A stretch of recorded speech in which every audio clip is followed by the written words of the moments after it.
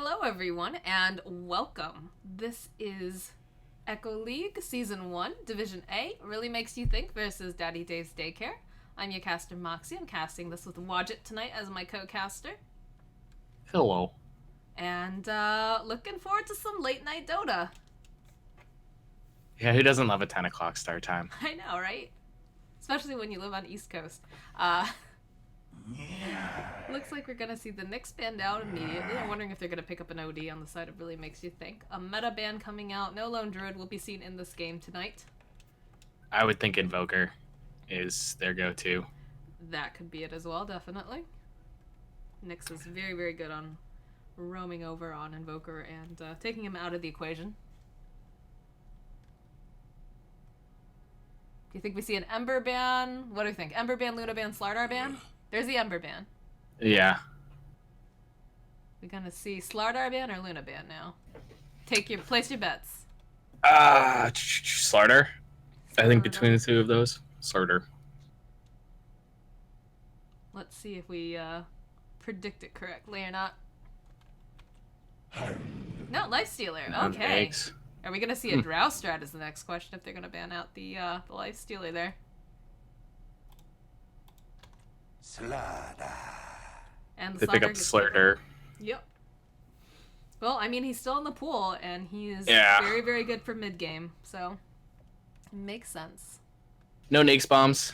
I guess that was all Daddy Dave's really worried about with the Nakes. He's still an effective initiator on his own. Obviously, his ultimate's pretty powerful. They're gonna go with a Rubik for their first pick over on the side of Daddy Dave's Daycare, which will maybe discourage the side of Really Makes You Think of getting those really big team fight ultis, but will also be nice if he's able to steal the Corrosive Haze, I believe is the new name for it. I'm not quite sure. Yeah, Back you're right. in my day, it was called Amp Damage, and we liked it. Yeah. None of this fancy Corrosive Haze nonsense. He didn't have this neat new model either. I know, look at him. Look at that chiseled jaw. My goodness. Why does it not Remember when he had that? sausage fingers? Like, he just... Yeah. It's like he's wearing a glove. Mm-hmm.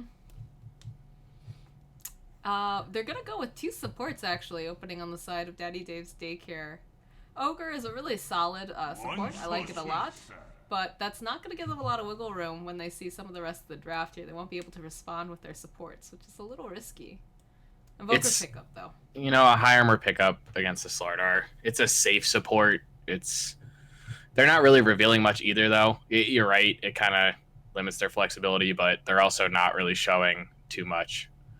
I think the Rubric might have anticipated the Invoker, and that's why they picked him up so early, but I'm not surprised at all by this Invoker pick. Definitely possible. I do like that they have one really kind of aggressive support, and they did pick up one defensive support, too, though, on the side of Daddy Dave's Daycare, so... And it's decent roam. Mm-hmm. That lift into Stun and Ignite will probably get them some kills early, so they're going to have to make sure that the supports over on the side of Really Makes You Think have TPs on them, so that they can respond if Invoker doesn't have the... not Cold Snap, if he doesn't have the Ghost Walk invoked. Because there's a good chance that they'll probably be carrying Dust on the side of Daddy Dave's Daycare. This is a Div A game, so I like to think they're going to carry Detection. I could be wrong. It doesn't mean it always happens. That's true. That is absolutely true. I'm also looking forward to seeing some sick Rubik plays here where he steals some of these spells from Invoker. Yeah, obviously he's now got a lot of options as far as what he steals. It's also difficult with Invoker, too, though, late game, because you never quite know what you're going to get if he's in the middle of a chain cast. That's true. Never know how fast that APM's gonna be, especially later at night. With Sammy, it's pretty slow, I assure you. Hey now flaming.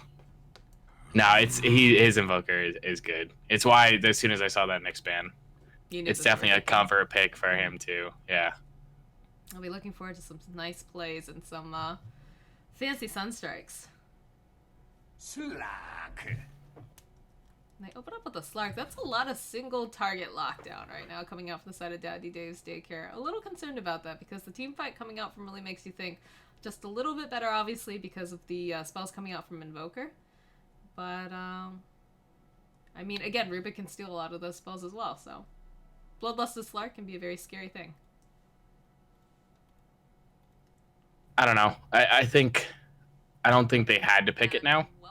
It seems like a weird to show your, like, if you're gonna pick Slark. And that was an opportunity for Really Makes You Think to get some solid lockdown and burst. I mean, the Slardar is great initiation on the Slark, and yeah, there's more team fight, lockdown, crowd control.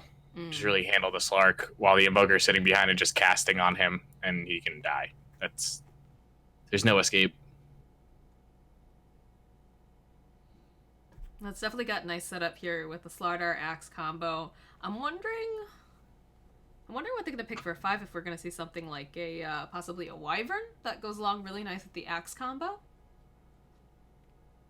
I don't know. I honestly don't know.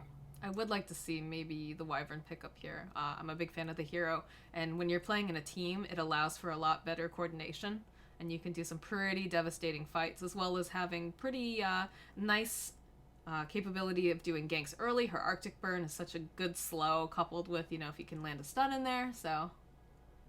We'll see. We will. That old Priestess of the Moon. Speaking of characters that need a remodel. Granted, there's a lot of other characters that probably need a remodel before Mirana, but she does have kind of an interesting face. She could get a little touch-up. A little, you know, little Botox here or there. We don't have to do the whole model, but we can, you know. It's still better than the system in Oblivion and Skyrim for trying to make females. Look at it that way. The create a character for females. It's close, though. Is pretty rough.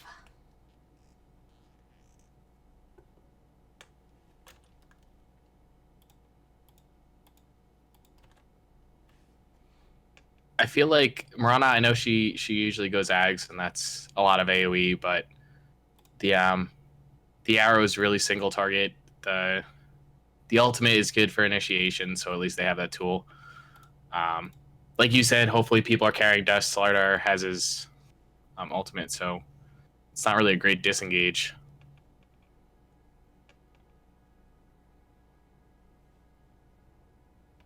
I'm like weirded out because my mouse is like not lining up with my Dota mouse for some reason. Like I'm getting some weird sort of double mouse going on. Twice as nice. I guess. Twice nice is nice. Something it's not like you're going to have to accurately click on things shortly. That is true. It's just weirding me out because it's slower than my other mouse. Late night Dota weird things that are happening. So we've got our Axe who's going to be off lane. I'm guessing that they're just going to send this Axe right to the jungle. I don't think it's worth it for him to go off to lane because it's a kill lane. You've got an Ogre, a Rubik, and a Slark. The problem with that, though, and again, we've talked about this in other matches, is that if we send the Axe into the jungle to get a fast blink, which is great, you know, you can get it up in about 9 minutes, but then you put on more pressure on your mid player or your safe lane. Is it worth it then? It's tough. Question. You definitely have to keep an eye out for rotations at that point as mid laner, and that's a lot more stressful.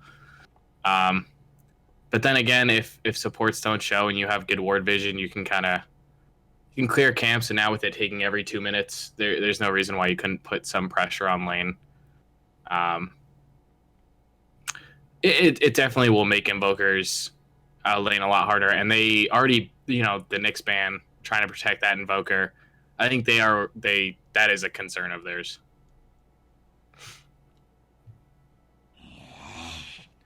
The Weaver's going to get banned here as well.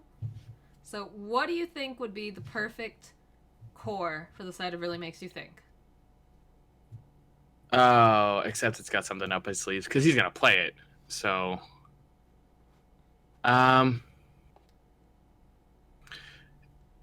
sometimes Invoker, it's hard to tell. I assume something with pretty heavy push.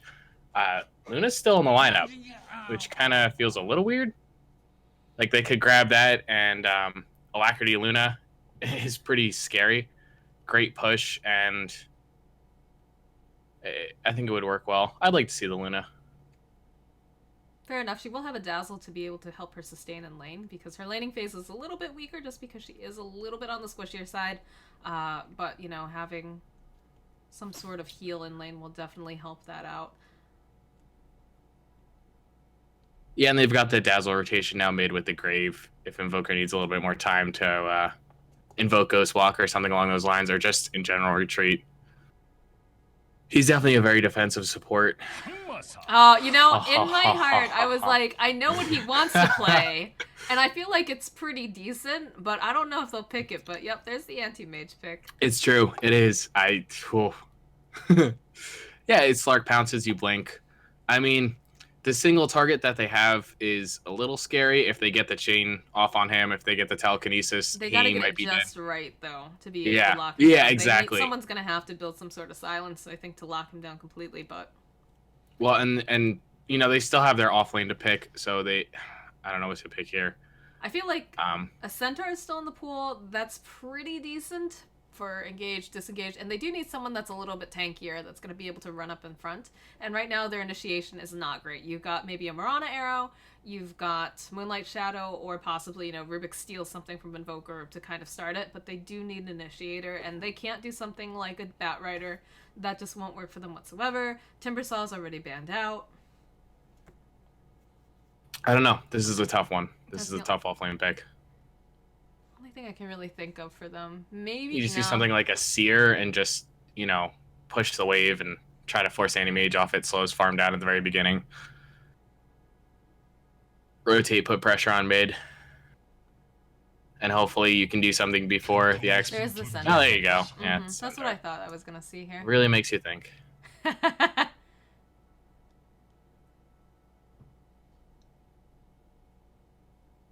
Alright. My game always freaks out now when I first load into the game. It's awesome. It's showing me as Wisp. Nice. I'm not even joking. It's showing me as Wisp. And I'm going to have to restart my game because I cannot click and move on anything. So give me 1 second here, guys. Apparently I'm playing this game. We paused. They've got a crash. Just for me, right? No, not crash. Crash? Well, I'm coming back, so hopefully it'll be fixed.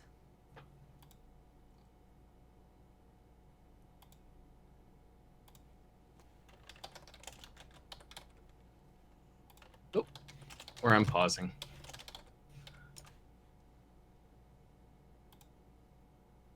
Alright, let's see if my game is fixed and I'm no longer playing as Wisp. Not that I'd mind playing as Wisp. I was gonna say, you play Wisp. One of my favorite heroes to play, but...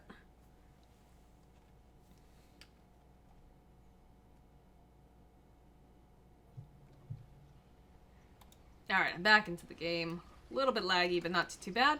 We'll go ahead and introduce the teams over on the side of Really Makes You Think. We've got Coda, who's going to be playing the Axe. We've got Voth, I believe is how you pronounce that. It's going to be playing the Dazzle. Batty will be playing the Position Force Lardar. Sammy will be playing his Invoker. And Accepted will be playing Anti-Mage. We do have a rotation coming down here. It doesn't look like they smoked, did they? Or did I miss it? Nope, they didn't. No, and they're not going to be able to catch this Anti-Mage. He's just going to be too slippery for them here. But on Daddy Dave's Daycare, we've got Biceptual, who's going to be playing the Ogre. We've got Skythor, who will be playing our Rubik. Loud Metal will be playing our Centaur Warrunner. Epizootic is going to be playing our Marana. And FK will be playing our Slark. Yeah, I mean, they're just getting aggressive going, but both teams did it. Coda's going to get the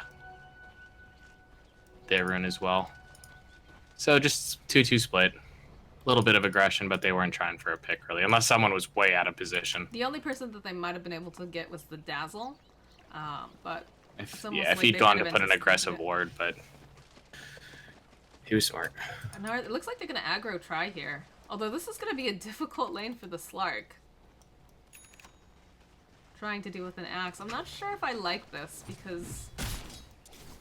Well, I don't know who has the harder lane. Anti-Mage or Slark, I think, is the way you really need to look at it. That's true. And the Dazzle's not going to really be able to do much as far as zoning goes. No, it's a very tanky Ogre. It's going to probably just try to... Yeah, it looks like they're already going to swap up lanes. It's just not going to work out. think it's safe to assume that we're going to see first blood wherever the Ogre and the Rubik head to. This is very, very scary too, because you can consider that Centaur's actually got, you know, you've got a stun on the Centaur, you've got a slow and a stun over on the Ogre, and the lift coming out from Rubik. Top lane slugfest. Oh my gosh, they're both sitting so low already. Looks like Accepted's already going to have to use his Solve. Slark does not have a Solve, does have a couple branches and the Tango, so he can definitely, you know, regen. Just that one creep wave that Slark got where he got the solo Oh, XP, bottom lane, put him at Skyther's in level a 2. lot of trouble here. The Axe is actually going to come in. He's going to be able to save him at the nick of time here. Skyther just barely making out with 17 hit points. That could have been our first blood. Sorry for the Run intro. away, little Rubik. No. Definitely more important. I just saw the ping in the bot lane. I was like, oh, things are happening. That was a nice save coming out from Coda there.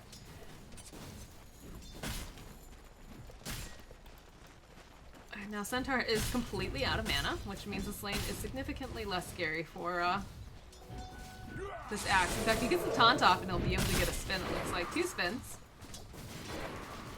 Both was a little bit closer. Might have been able to get the heal bomb off as well. But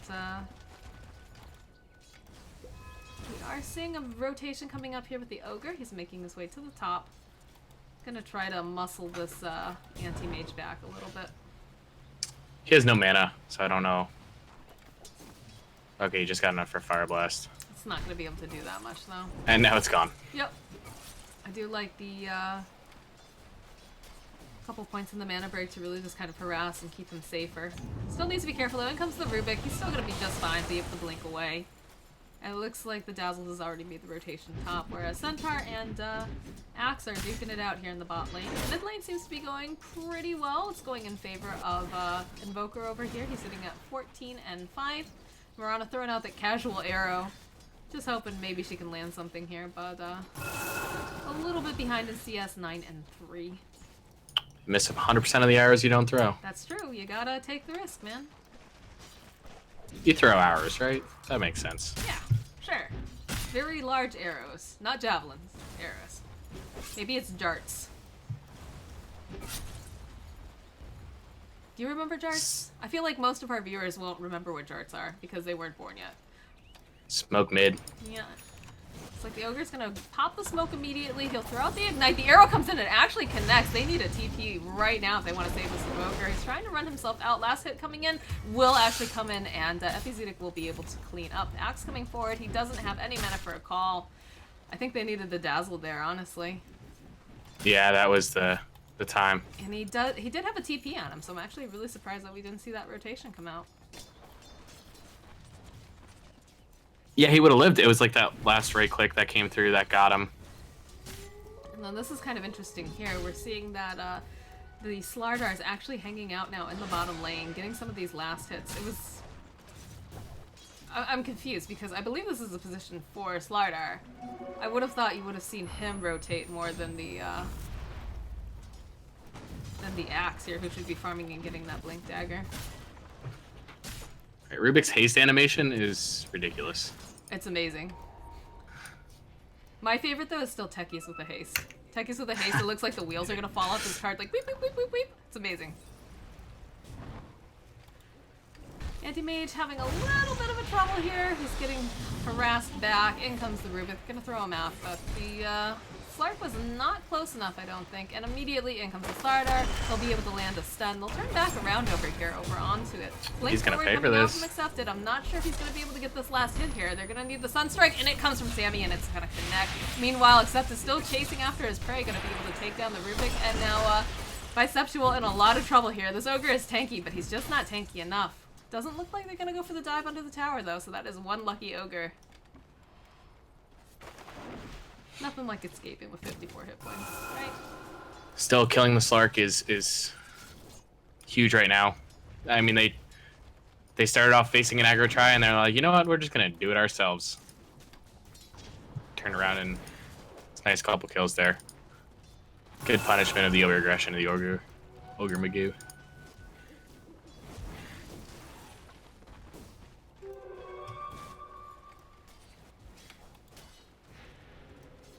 Looks like we're seeing... Oh, wow. Axe is just diving behind these towers here. no TPs to come and punish him, which is actually a little surprising. Meanwhile, Mirana, she does have an invis rune, is going to be chasing after Batty here.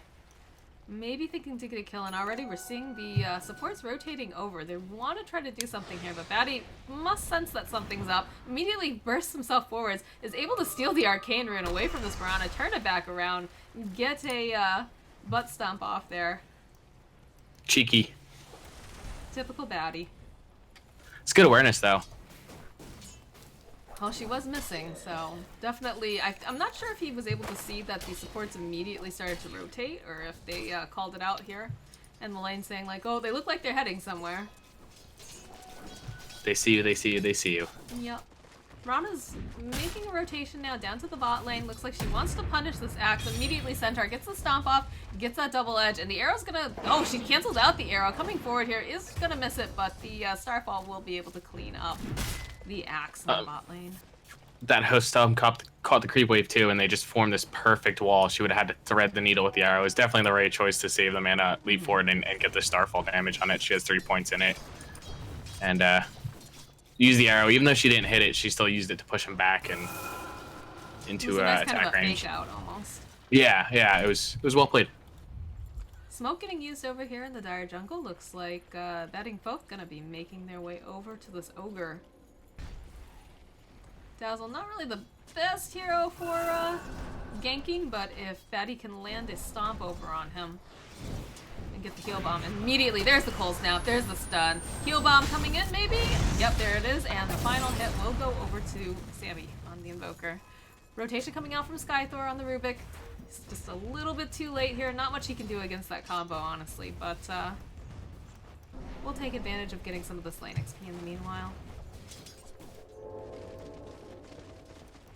Centaur ult's gonna get used. They're looking for this Axe. Immediately they jump over. Coda in a lot of trouble. He tries to get the call off and it doesn't happen quite fast enough. They're able to get the double edge off onto him. And Loud Metal will clean up. That's setting his Blink Dagger back quite a bit. It's 2 kills in a row on him. I don't know if he's the target. We talked about pressure on mid, and instead we're seeing it now on the safe lane Axe Invokers. Getting his run of the lane, and he's leading Radiant in the last hits, even though Sark's still ahead of him. But he's having a good time in this lane. Mirana left pretty early to roam, so that farm's going to translate into a better late game, I think. This is a little bit scary here. We see Both moving himself down. The arrow's just a little bit too early coming out here, and Coda's back in the lane, giving a bit of a chase, but of course does not have that Blink Dagger quite yet, and the Mirana ulti will get used here. He didn't know that there had been a first TP, so the second one was delayed. It actually worked out. Usually he gets so mad you have to wait those extra couple seconds, but that one it probably just saved his life because the arrow was mistimed because of it. And Rubik actually going to be able to get this DD rune, or sorry, not DD, oh my gosh, I am tired.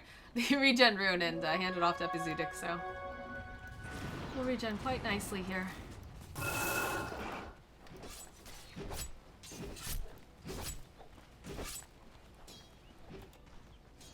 We do have the 2 supports hanging out over in mid. I'm not sure if Invoker is aware of this.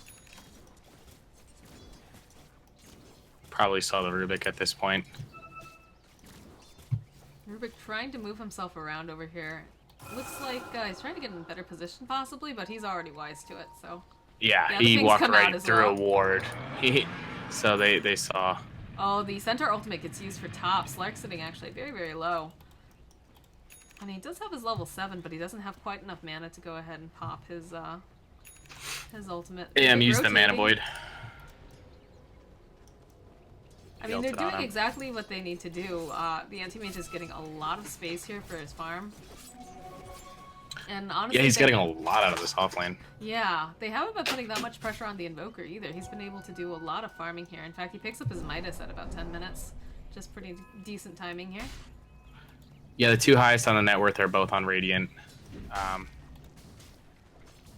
And the real net worth advantage right now completely lies in the Invoker. Which is a scary thing, as he just picked up a farming item, and that's only going to get worse.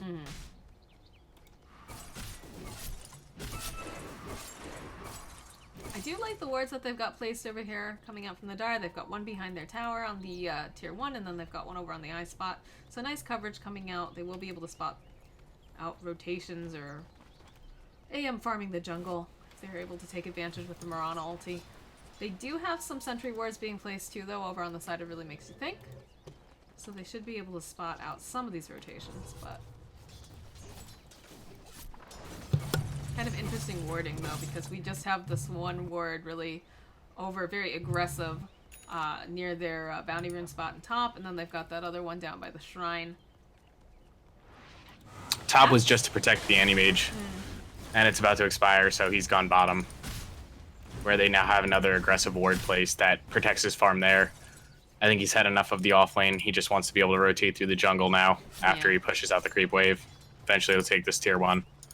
He's falling right back into his farming top pattern. lane. Looks like Slark in a little bit of trouble here. They go ahead, they pop the ultimate over on the Slark. They pop the Moonlight Shadow as well, and they don't have the detection, unfortunately, although we do see the Corrosive Haze coming out now. Oh, that arrow actually going to clip onto a creep, and they'll still have a little bit of vision over here, but this Mirana ulti, again, we talked about having the detection. They do have a sentry ward over on the Dazzle, but it looks like he doesn't want to go ahead and pop it quite yet.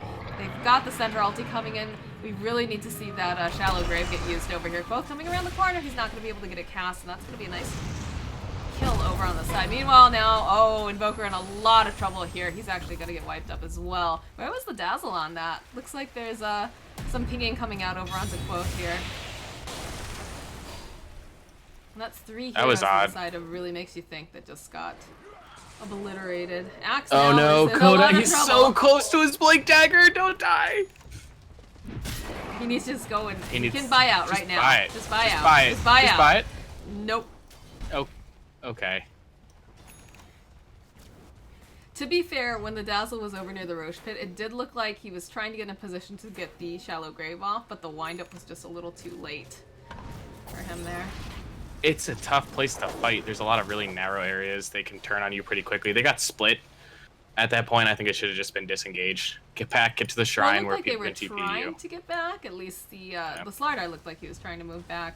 I think the Dazzle, again, you know, you kind of want to... Oh, they get a kill over on the Slark, though, in the bot lane. Good pick up, too, on the Slark. Oh, and Axe is actually going to get taken down here. They actually drop the Mute Ball as well. Sunstrike will come in, does not connect. And now they're just kind of going in one at a time, and that's never how you want to approach team fights. I think they sacked this tier 1. It's still at 3/4 health, and they're pushing. They're definitely yeah, they just took the tower, so. Looks like they're going for a trade here. Push mid. Let them have your top tower. I was just surprised that the Axe would TP like directly in on that without any sort of follow-up.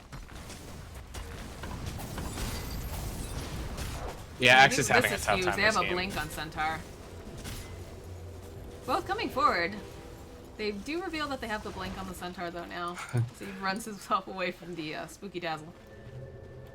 And rotation will come out here towards mid. They're going to try to slow Invoker back. He uses the Ghost Walk, but immediately pops out of it. He's just dodging the projectile. I don't think it disjointed though. Oh, it No, it doesn't. It doesn't. It still lands. Huh? What level is it? Oh, for it. Axe does have his Blink Dagger though now. So Centaur has his Blink Dagger, Axe has his Blink Dagger. And this is going to be really interesting to see who wants to be the first to kind of initiate, and then who wants to counter-initiate. Therein lies the issue. D-board coming out over here by the shrine. And they're going to group up. Looks like they're thinking about maybe using a smoke. Rubik's got one. Yeah. And he also has Chaos Meteor as well. I think they want this tier 1 bottom. If I recall, there was a lot of damage put on... No, not that much damage on the top tower. I thought there was more than that. Oh, they use their scan, trying to hunt the jungle. Maybe see if they can find an anti-mage. And Mirana goes ahead, pops the Illusion Rune, they'll just siege this tower. It looks like they're probably just going to go for the swap. There's 5 of them down here, and they're a little bit more split up in the top lane.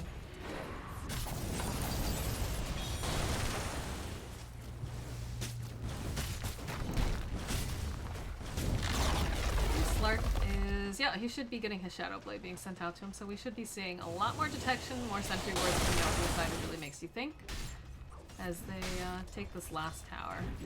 For tier 1s over here. Anti-Mage very, very close to this Battle Fury, it looks like, after his treads. Which will just make his farm explode more.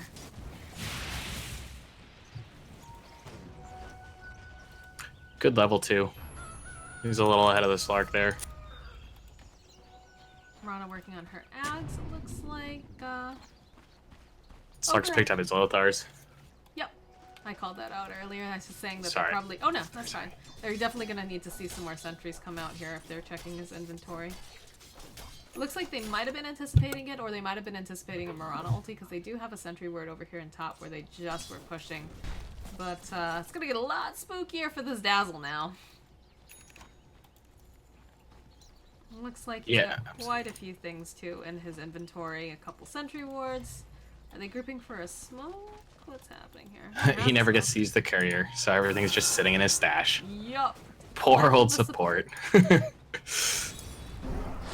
Oh, Act gonna jump forward. Gets a nice taunt up. Might be able to take down this Rubik here. Oh, the Dice Slam coming in now. Centaur in a little bit of trouble. They don't have the detection though, other than the haze, and both will use the Shallow Grave over on the Axe. Not really necessary here because they've disengaged, but just a nice way of saying, I got your back, bro. Top lane, Batty coming forward here. Fish on fish action. Will be able to get the denial, but he's going to pay for it with his life. Is able to go ahead, land that Corrosive Haze, but Slark should be able to purge that off quite easily. And now Quo coming around the corner gets the heal bomb off, but now they know that he's definitely invis. The Sunstrike comes in and does not land.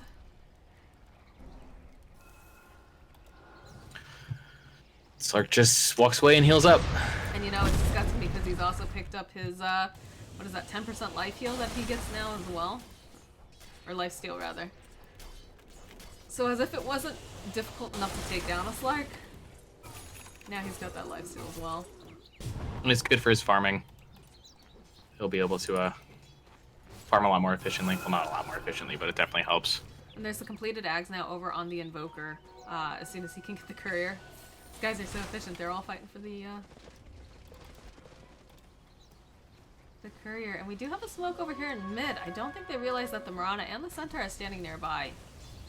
They're actually going to walk past them. It looks like they're hunting the Slark over here on the corner and the Rubik. Axe coming forward. We'll be able to get the taunt off. And immediately they're going to come forward, try to wipe down the Rubik as fast as they can. There's a heal bomb coming out. There's going to be... Oh, the arrow just grazes right by Coda here. And the stun coming in from the Centaur, followed up by the stun coming out from Daddy. There's the Centaur ultimate. They want to fight this. They know that they're down one. In comes the TP, though.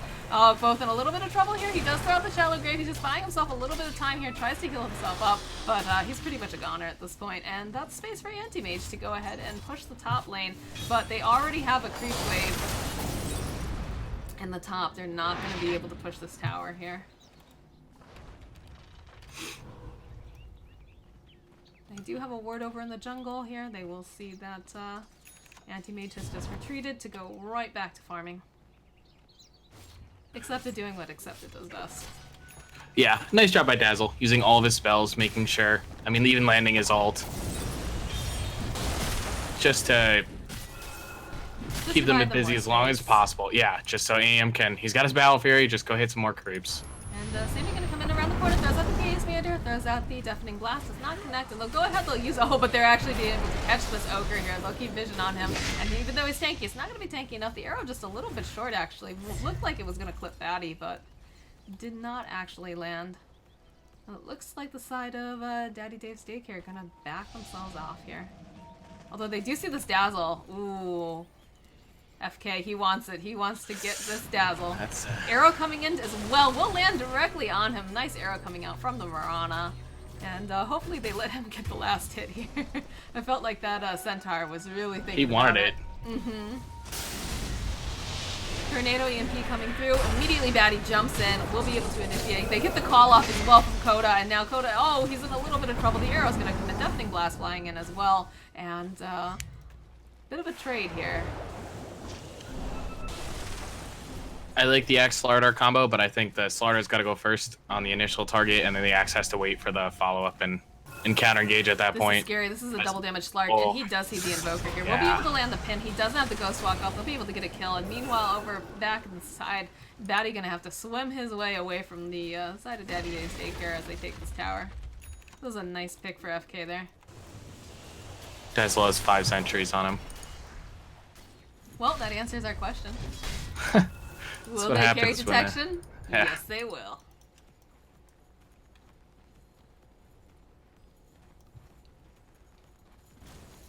And, oh, Dazzle's got some cojones on him. Standing in front of the creep wave, in front of his team. Like, he really needs to be in the back here. He cannot afford to be this far forward.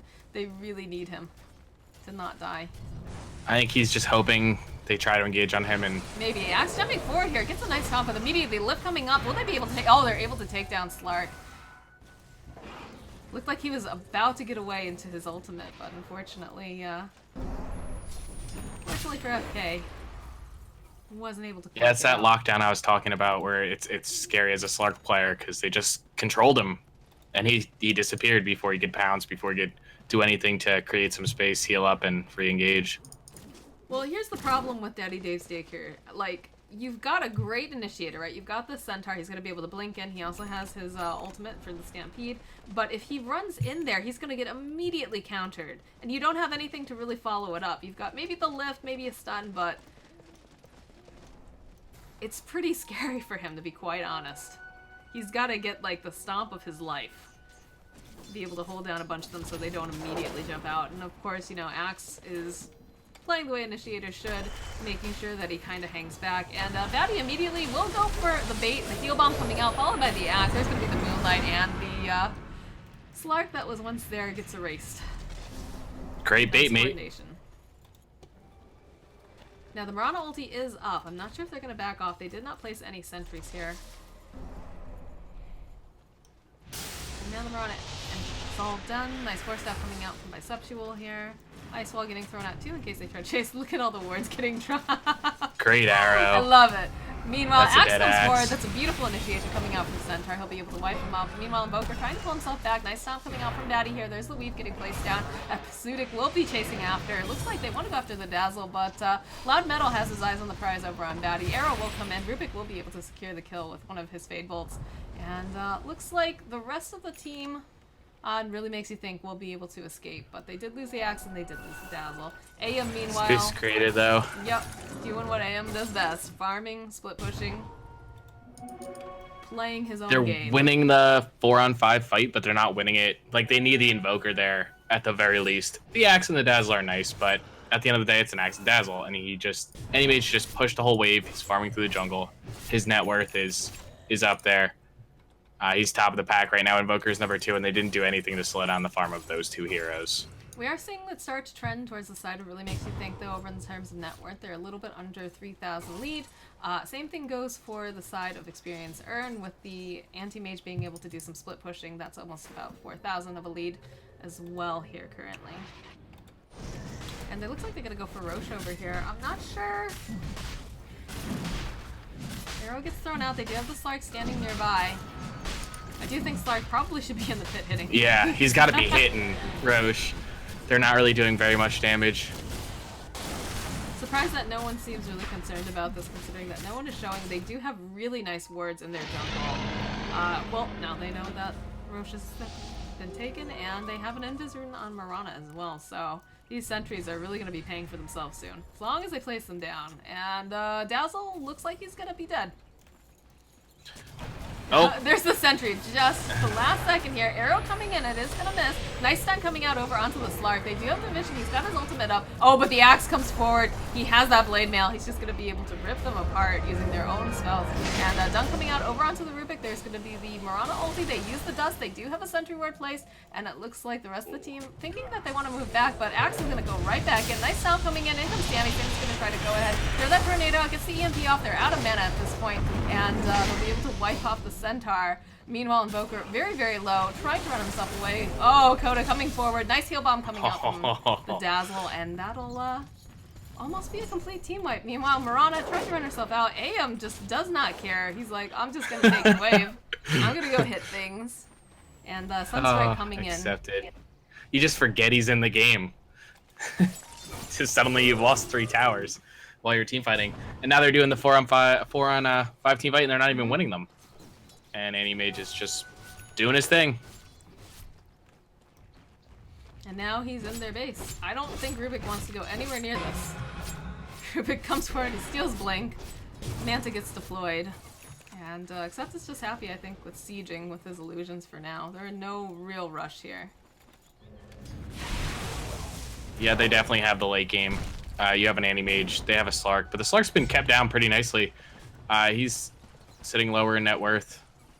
And it's going to be tough for him to catch off. Slark's really thrive. He's got to get that Lothar's, get picks, and use that to snowball. And now he's going to be trapped in his base. It's going to be a lot harder for him to catch back up. 5-man smoke coming down mid. Looks like they want to try to see if they can catch someone over near their ancients. They don't have a lot of vision, though, coming out from the side of Daddy Dave's Daycare.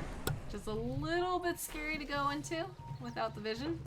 They do spot out the Invoker, and they'll be able to land everything in the kitchen sink on him, take him off, and now the Dazzle also in a lot of trouble, tries to TP himself out. I don't think they have the stun quite ready. He will actually make it out as long as the, oh yeah, the Ignite damage. And there's the circle going out here saying, guys, I think they're over there. Really makes you think when suddenly you don't exist anymore. He was low in mana, but I don't think it really mattered at that point. It was a good find by them. They're just lucky there wasn't more of his teammates sitting behind him. I love when you see a gank happen and then immediately you see the support buying a ton of wards because you know that he's just getting chewed out by his carry. Not even getting chewed out, it's a little bit reactionary, but sometimes you're like, oh, whoops, that's kind of on me. I don't know if in that case it was. They smoked in their base and made a pretty long... Ooh, this is a very dead Dazzle. If he's not able to dodge the arrow, he will be able to just move out of the way, though. And it's a race. Axe coming forward will be able to grab the Ogre. Isn't able to grab the Mirana, though, unfortunately. And Ogre, unfortunately, will get taken down. Except it's just sitting there saying, guys, cancel TPs, cancel TPs. Oh, that arrow! It actually lands on him! What an arrow! Epi Zudik with that precognitic sense. Although the blink coming forward, except trying to just run himself out here. It's like standing nearby. I don't think he actually saw him. Another blink coming in again. I don't think they're gonna... He pinged him. He must have seen him. Oh, but the arrow goes through. Does give the vision immediately. The stomp coming in from Loud Metal. They might actually be able to get him here. Although, he's in a bad situation now with all these illusions looking over. This is just such a losing proposition. They're going so far trying to get this anti-mage. He's just blinking on the trees. Meanwhile, their mid lane, they're just losing it. And if they don't get back, they're going to end up losing their high ground. And they don't get the anti-mage. There's not too much you can do unless you can get a good chain off.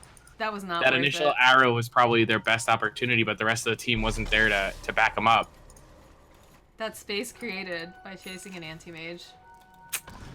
I can understand the passion to take him down. Don't get me wrong, but they definitely needed to defend that tier 2 instead. Sometimes you just gotta chase the rat. It looks like Rubik has picked up. Oh, meanwhile, over in mid, looks like Slark is gonna be just toaster strudel.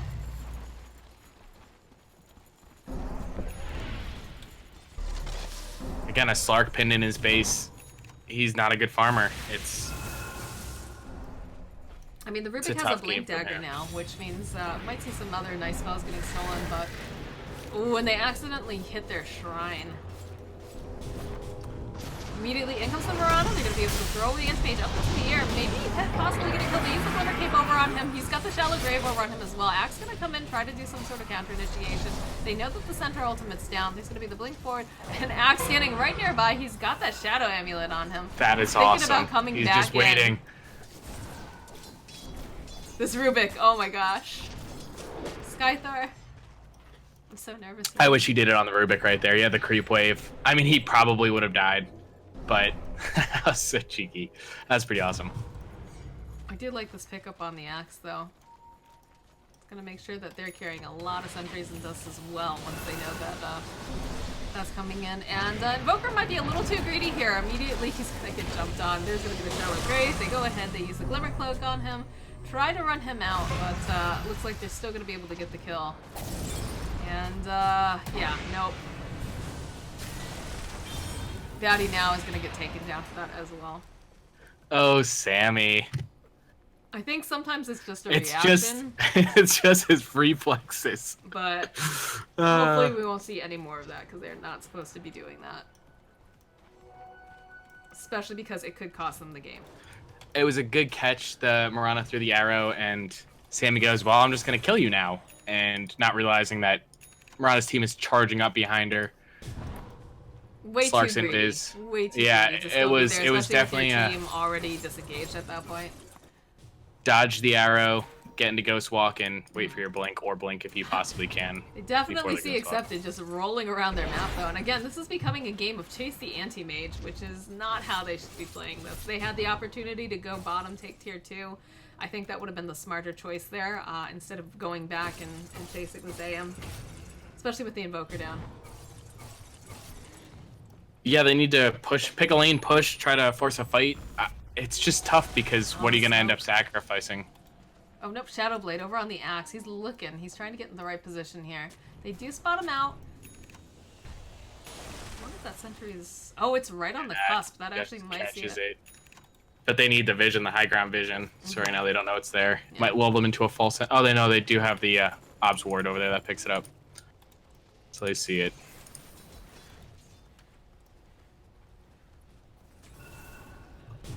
They're really not getting much done. They didn't get anything done with that Invoker kill. Yeah, I would have liked to see them go to the tier 2 bottom. I think that would have been smarter than turning back and pinging out the anti-mage that's hanging out near your secret shop, but... Sometimes you get that little bit of tunnel vision. We'll be able to de-ward over here on the side. I'm sure Slark is pinging out like, hey, there's definitely vision here. I'd also like to point out the fact that this anti-mage is now 21,000 rather, in terms of net worth, and the next closest on the side of Daddy Day's Daycare is 14,000. This is a really hard farming anti-mage here. It's the only thing Accepted knows when he plays anti-mage. That's true. Smoke gets used over here on the side. I'm not sure. Now, Sentry, it's not going to give them any sort of vision, so they didn't see that, but they've got to be a little bit nervous considering that they've got absolutely no vision on them right now. Oh, this is a dead dazzle. It's okay. They're so excited they use everything on him. Poor Quoth. And, looks like there's now let's see what they do with it. It's not even a huge priority kill, but still. Well, they don't have any of their lanes pushed in, so it's not like they can really take much for objective. Hopefully they can segue into another kill. And again, this rat of an anti-mage is just moving into their base. This is one time I think that someone has to go back and maybe, oh, this sentry ward. Rubik's now in a lot of trouble. He's gonna get taken down. And the stomp coming in for Batty, but where's the rest of the team? They're just waiting on that Roshan. Rubik died, but he got a nice deep ward up. If they do end up fighting over Roche, they can see a response. This Axe Shadowblade is such cancer. It's awesome. As a support, that's like the most terrifying thing in the world, is to just all of a sudden have an Axe show up beside you calling. He's got the gem now too. Just go around D-ward. It says a lot with how comfortable they feel when your gem carrier is also your initiator. Initiator, yeah, that's pretty risky usually. Murata's actually picked up her E-Blade now too. And she's got the highest net worth on their team currently on the side of Daddy Day's Daycare. But what does it like do? A tongue twister to say, oh my gosh. I mean, she's got good burst, but I mean, they who are you really gonna needed catch? more lockdown. I would have liked to see maybe something like an Orchid on someone. Like, I understand, you know, the idea of the caster Mirana putting out a lot of damage. Oh boy, and they're able to catch the Slark yet again. Stun's gonna come out. They're gonna be. Oh, they threw out the E-Blade though. Is that actually play? There's the Jump True Sight has been dropped on the ground now. They're gonna give chase over onto Batty. There's gonna be the Glimmer Cape and the Shallow Grave getting used on him. He's gonna try to run himself out. Will be able to blink himself away, and now he's running for his life. Meanwhile, on the back end here, Accept is able to take down the Rubik. He's just gonna man fight it, looks like, but that's a beautiful arrow coming in from Zudik, and they're actually gonna be able to take down the AM. Great pick off. Good counter initiate. As soon as I flame the Ethereal Blade pick, it comes in incredibly useful. Mirana just saves that Slark's life, and and now they're you gonna know be they able to take Roche. Like, that's actually huge for them. Yeah, Plus that was a great play. And they're just not going to be able to contest it with the AM and the Axe Step. They might be able to go for a snatch, possibly, if they can get the... oh, there's the weave getting thrown down by the Dazzle. Looks like Batty's thinking... They're thinking about maybe... Oh, they're able to get the courier. What was the courier over there? That made 0 sense. Maybe they're trying to do some scouting? That's 2,600 net worth that just got taken off the dark. Yeah. Here. That's expensive scouting mistake, if that's what they're doing. And Sammy almost pushes their tier 3 tower. Wish she could finish it. That would get them shrines. Meanwhile, Kodo was able to clean up, and Zudik is giving him back his gem here.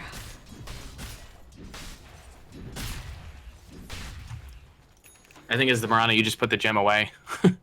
See, hey, we're gonna store you in base. Well, I think partially she wanted to hold on to it because Axe does have that that invis, but I think but just bring some by the time you see the axe sees you. Well, there's just too many people on your team that rely on invisibility, yourself included, you know, because you're a Mirana, but you also have the Slark that's got a Shadow Blade. Again, like you said, it was probably better for them to just leave it in the base. It's not a huge loss. I mean, it's... Put a fresh BKB on this AM as well. Looks like they're all smoked up. Gonna go look and see if anybody's hanging out in their jungle and would like to sacrifice themselves to the Radiant He is Fund. so close to 25. Just get it. Get your plus 25. TP coming in here. And rest of the team still standing nearby. They're all smoked up. There's the Alacrity placed over on AM. Double damage is going to be running out right now. But he's got his Abyssal. He's got his BKB. They're looking to fight, I think.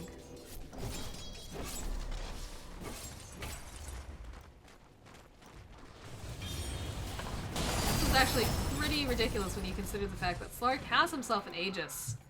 And they're just pushing right up onto the high ground over there without too much of a care in the world.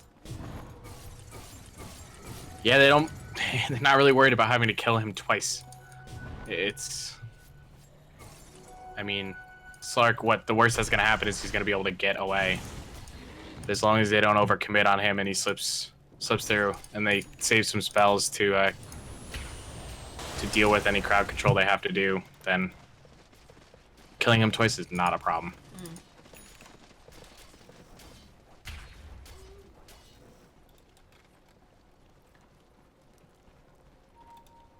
Now, if you're on the side of the Dire, what do you do to get back into this game? How do you get an advantage for yourself? You need to get a pick on the Anti-Mage. I think you need to hope you find him alone without a team on him. That's an immediate bash getting played out over on that's metal. so unfortunate. Just like a second too late. And the Abyssal coming out here. There's the BKB coming out as well. There's Blade Mail, and he's actually able to take down the Centaur. Immediately Axe coming in. He's looking for that blink. They will be able to maybe get the kill over onto the Slardar. Sorry, not the Slardar. The Slark. There's the Aegis pop. Deafening Blast gets thrown out by the Rivik, which is a nice steal, and it's going to be able to save the Slark's life. They should be able to just go ahead and take these racks now. It's going to be difficult for them to lock them down. They don't have the BKB up on the Anti-Mage this time around, though, so they might be able to do a little bit more. But, yep, there's the lift immediately coming out. They're looking to go in again, and Slark actually going to just have to run himself away. This Axe. Oh, they're able to grab. Is that a call that Rivik? Oh, he did get called, but I don't think he wants to be the center of attention here. Rivik not really developed the ball, and again, Slark now in a lot of trouble. They're coming back in. There's a shallow grave they put out. Nice steal from Skythor. Drums back on the ground. Slark's going to come back, try to, oh, where is everyone else? Batty is like pretty much alone over here. I guess they want to go back and get that gem, but nice Deafening Blast getting thrown out. Looks like Ogre was able to retrieve that gem this time around, though, and the Sunstrike comes in, does not do enough damage to Zudik here. Objective Dota. We took our racks, we took tier 3, let's take the shrines. This goes back, gets back into his farming pattern. They got what they came for. They only lost the axe, they lost the gem, but... You can always get a new gem. Octarine Core completed over on Invoker now, too. Yeah, just a couple more nails in the coffin. Batty's had these wards in his inventory now for like the last 5 minutes. I wonder if he's gonna ever like retrieve them or give them the dazzle or something. Now this is how they get back in top. I think if they're able to fight that's not, never mind. That's not how you get back into it. It's unfortunate. If more of his team was there and they get that, 4-on-2 against the Anti-Mage and the Invoker and get 2 of those kills and don't lose anything out of it, that's that's the start, I'm and then just they can concerned they push. don't have enough lockdown for like trying to pin down the They anti-mage. don't. It's been an issue the whole game. Early game it would have been manageable, but late game without more control items, it gets a lot more I mean, hard. they need a sheep. They honestly need a sheep for him at this point because he's just going to mant off any sort of silence that you throw onto him. But these supports, unfortunately, are not the wealthiest, and it's going to be a while before they can scrape up enough cash for that. They might be able to make do with like an Abyssal. I know Slark has picked that up now, but I think they still need even more lockdown for him because this anti-mage is pretty tanky. Yeah, and he just got Knife Scotty, so yeah, it's going to be very difficult. Raw stats. Yeah, he's gonna stay alive for a long time, and then he'll get to use his BKB, and then he'll Abyssal and Manta and turn around. And they also have a lot of things to save him. They've got a Glimmer Cape, I believe, on the Dazzle, I want to say. Yeah, they've got the Glimmer Cape on the Dazzle. They've also got a Yule Scepter. Lots of ways to kind of keep this AM moving around, and plus the save. 2 ships passing in the night. Oh no, there goes the axe. They found him. Although he does get the call off, he's got the blade mail off right in time too. There's the Ethereal Blade coming out. Axel will be able to move himself out. Looks like they're going to turn back around. They do have some vision over here. Oh, the Slarky's going in for the kill though. FK might be able to get this, but he's just going to get shredded by the anti-mage. And now the BKB overrun accepted. He's going to be able to take out Centaur. Still giving chase here. Is going to be able to take out the ogre. Yeah, I was wondering when that was going to come. I love how he was, chasing after everyone, going for these kills, and then he just turns and hits the creep wave. That is, like, accepted in a nutshell right there. He pushed the advantage, got it, and then went for an objective. I think it comes back to the draft with this. With Daycare not having enough crowd control, not having enough... despite having a ton of single target, not having consistent single target lockdown. Agreed. Alright, guys, we'll be back with game number 2, so stick around.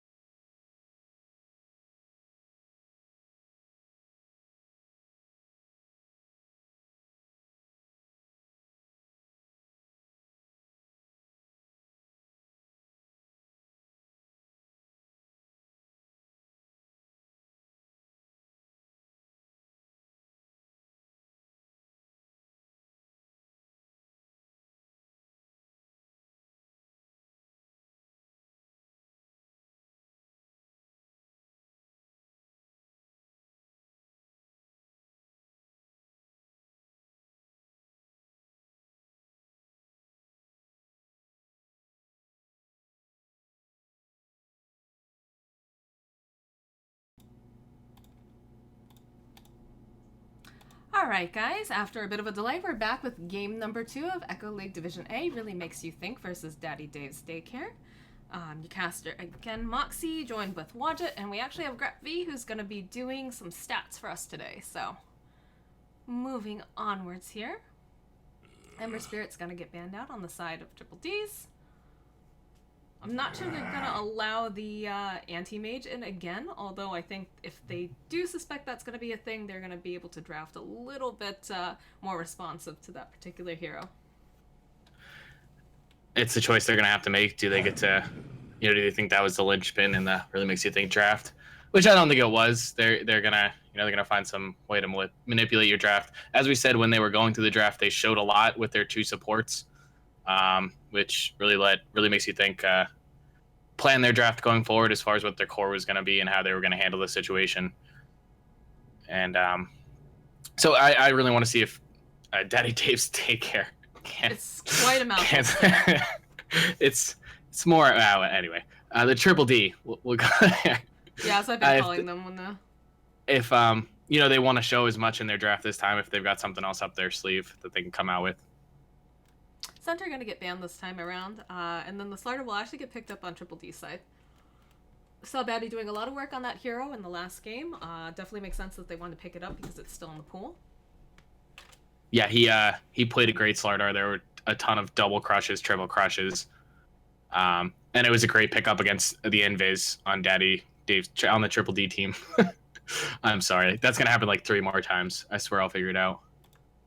That's fine. I think double check your settings, Wadjet. I hear that they're not able to hear you in actual client. Huh. But they're able to hear me. I seem to be fine. All right, I don't know. Maybe it's a little bit of a bug. They're actually going to go for Sammy's Invoker again for first pick here.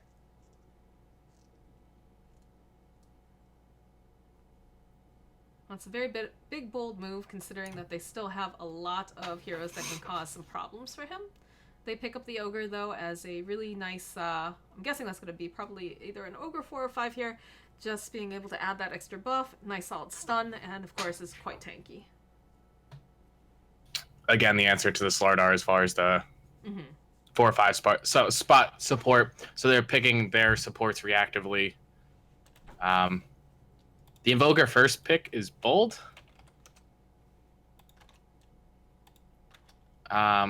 Especially with, some of the heroes still in the pool. They actually go for the Rubik again. We did see the Rubik over on the side of Daddy Dave's Daycare.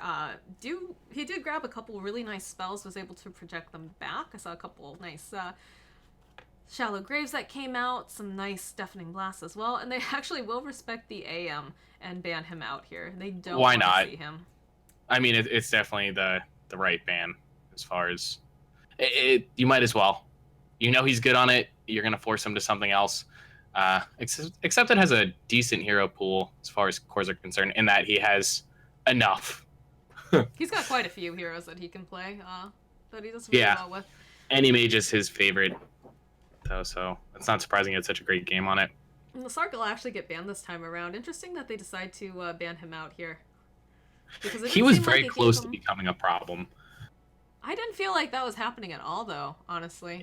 He had a very small window. He didn't get the pickoffs with it, though, when he picked up that Shadow Blade to start really rotating and get it. And they did get a couple. Like, he got a couple picks on the Dazzle, and the only problem was there was such good counter initiation. But maybe they won't have the access game. They definitely won't have the Slardar as Triple D's picked it up, so... I feel like it would have gone better for him, too, if they hadn't had an anti-mage. Like, he might have been able to go if they had, like, something like a Luna, going in the jungle, getting the jump there. We actually see a Pudge pickup here. I think that's going to be a roaming for a Pudge. I think that's going to be Baddie on it. I've heard legends of this. I'm actually pretty excited to see it in action. It's a fun hero. And roaming for Pudge, we see it more and more often. It's a real thing now. It used to be a thing before, but now it's definitely a thing. It used to be more of like a, let's go have fun and we'll play something silly like a roaming for a Pudge. But now it's a really nice way to initiate without ever having to like totally commit to it.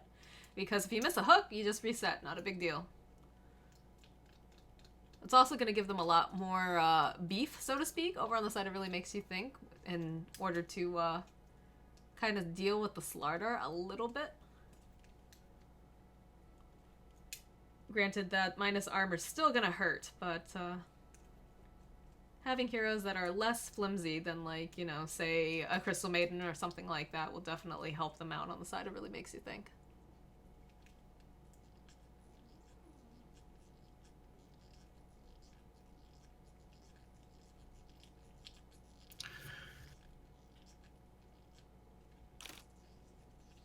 Oh, look at these stats. I love them.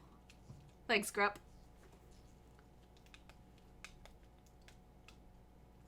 Ogre with that 64% win rate. Well, you know why it is, right? Lucky Ogre. Ding, ding, ding. Ding, ding, ding, indeed.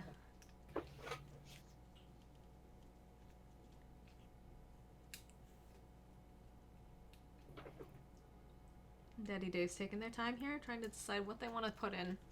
Right now, I'm guessing that this is going to be position 4 Slardar and a position 5 Rubik, although Rubik was played as, trying to remember in the last game. No, he was sharing the burden with, of supporting with another hero during that. So Juggernaut with the inherent magic immunity with his Q. Early game, that's definitely going to help him if they try to gank him. He's got some escape, he's got the heal. I like that pickup. Yeah, the heal is really good for sustaining in lane, especially if they have an ogre, like, throwing things at you constantly. That can get very, very annoying. You know, a lot of people, you know, he's a melee hero, but a lot of people joke that Ogre Magi is actually a ranged hero because of just the ignite spam that's going to be thrown at you constantly.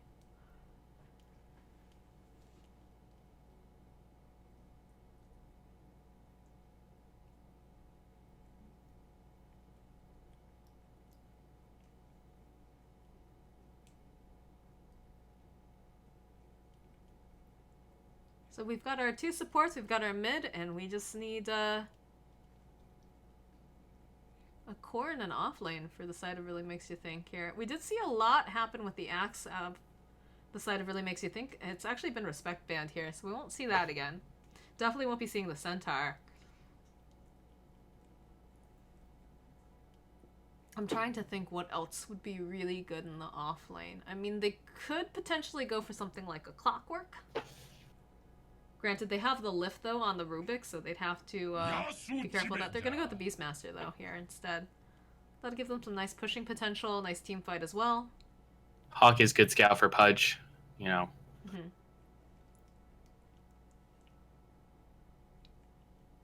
Then what's their carry going to be, though? What's their core? I'm going to guess Troll Warlord. That's probably a good choice. For, again, with the push and the alacrity coming out. He's pretty scary when he ults. With the Bloodlust on top of that. This is going to be the fastest hitting troll in the existence. Yep, and the Inner Beast aura. Bonus attack speed. I mean, literally stacking attack speed on attack speed on attack speed. I like the Necrophos pick, though. I like it a lot. It's going to be really annoying to deal with early on. Yeah.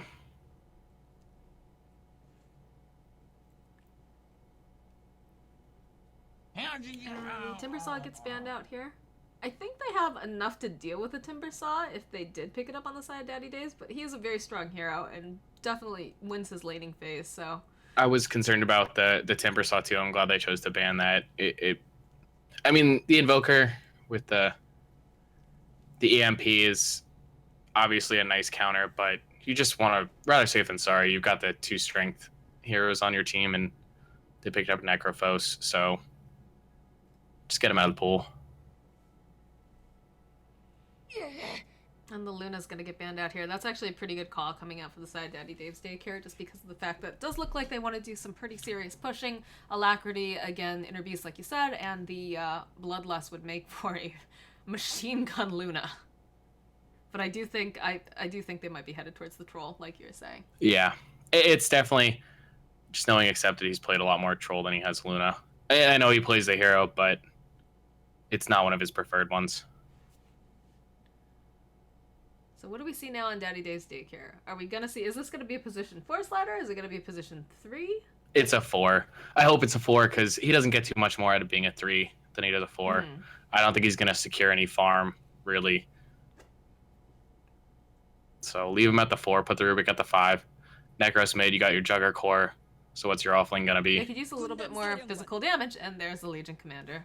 You Not got it. sure And I like this. I do in that Ogre, Pudge, Beastmaster right now, they're all melee.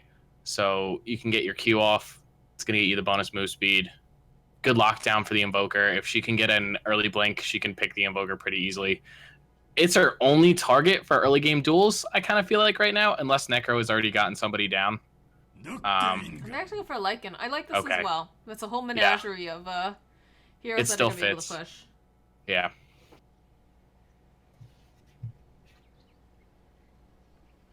All right. Go ahead and introduce the teams. I can actually click on my minimap for a change, which is nice. Sunstrike's going to land in over in the base of Daddy Dave's Daycare. We've got Loud Metal, who will be playing the Legion Commander. Skythor will be playing our Rubik. Epizootic will be playing our Necrophos. Biceptual will be playing our Slardar. And who am I missing here? FK, of course. Their carry will be playing the Jug. On the side of the Dire, we have Team Really Makes You Think. We've got the Beastmaster being played by Coda. We've got Batty, who's going to be playing the Ogre, which is surprising. I thought that he would probably be playing this Pudge, but looks like both's going to be playing that. Sammy, of course, on his Invoker, and accepted over on his Lycan. And he's going to have to be really careful here, because it looks like they're looking to do a gank. They're not smoked up again, though. I think it's the same posturing we saw last time. They're just trying to get in the jungle to bully him off the rune. Mm-hmm. Take it. But then we'll see the aggression come out on the side of the Dire as well. Hopefully. I mean, it's a free rune right now in the bottom. Did they just pop their shrine? They did. The Dire? Ooh, not sure if that was on purpose. No, it's a Radiant. This is a little bit scarier over here. Except it's probably going to be able to run himself away from this. They needed to get that slam down earlier. He will make his way back out into the lane. He just needs to pop his salve. So that's a little bit of regen that's already gone here. Unless it's fine. He's just going to go to the shrine. Yeah. It's really... He lost the rune. That's the only thing that came out of that, but it's honestly fine. Pudge is going to rotate in, get some of that first creep wave XP, hopefully get him a quick level 2, and then he can be much more effective with rotations. It's okay. Lycan can catch up. This is really interesting here. It looks like Loud Metal actually is going to be jungling instead of going to lane. And they're going to go with the Slardar. Makes me so sad. I mean, it just triggers me. It's tough. It's tough. I don't know. The Slardar should die. That should be what Dire's focused on. They should just be killing him over and over again. That looks like what they're doing right now. They've already got the Pudge just running after him with this rot. Yep. Would have liked to see maybe the Ogre be a little bit more forward and be able to throw even more slow out, but I mean, it's going to be difficult for Biceptual either way here. They do have a nice front ward here to keep tabs on him as well. They've got the 2 range creeps, so it's going to push back. Except it's going to be able to control this lane perfectly, and they'll be able to bully him out, keep him by his tower. The lane equilibrium's definitely in their favor. So it worked out.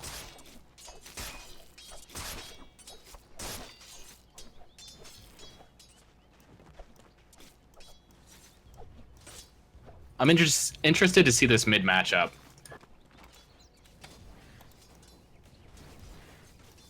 It looks like we've already got that stick picked up over on the Invoker, knowing that the Necrophos probably going to go for spamming some of those heals. It's a good pickup. It's interesting too, because he doesn't seem really that worried about dealing with regen, because he's sticking with just, the Wex here. Granted, the only times I really play Invoker are when I'm drunk, if I'm being really honest right now. So... Because, that's when you're going to have the coordination to handle a hero. Hey man, again, I'm Korean. My APM is, off the charts anyways, but... I, too, mash buttons.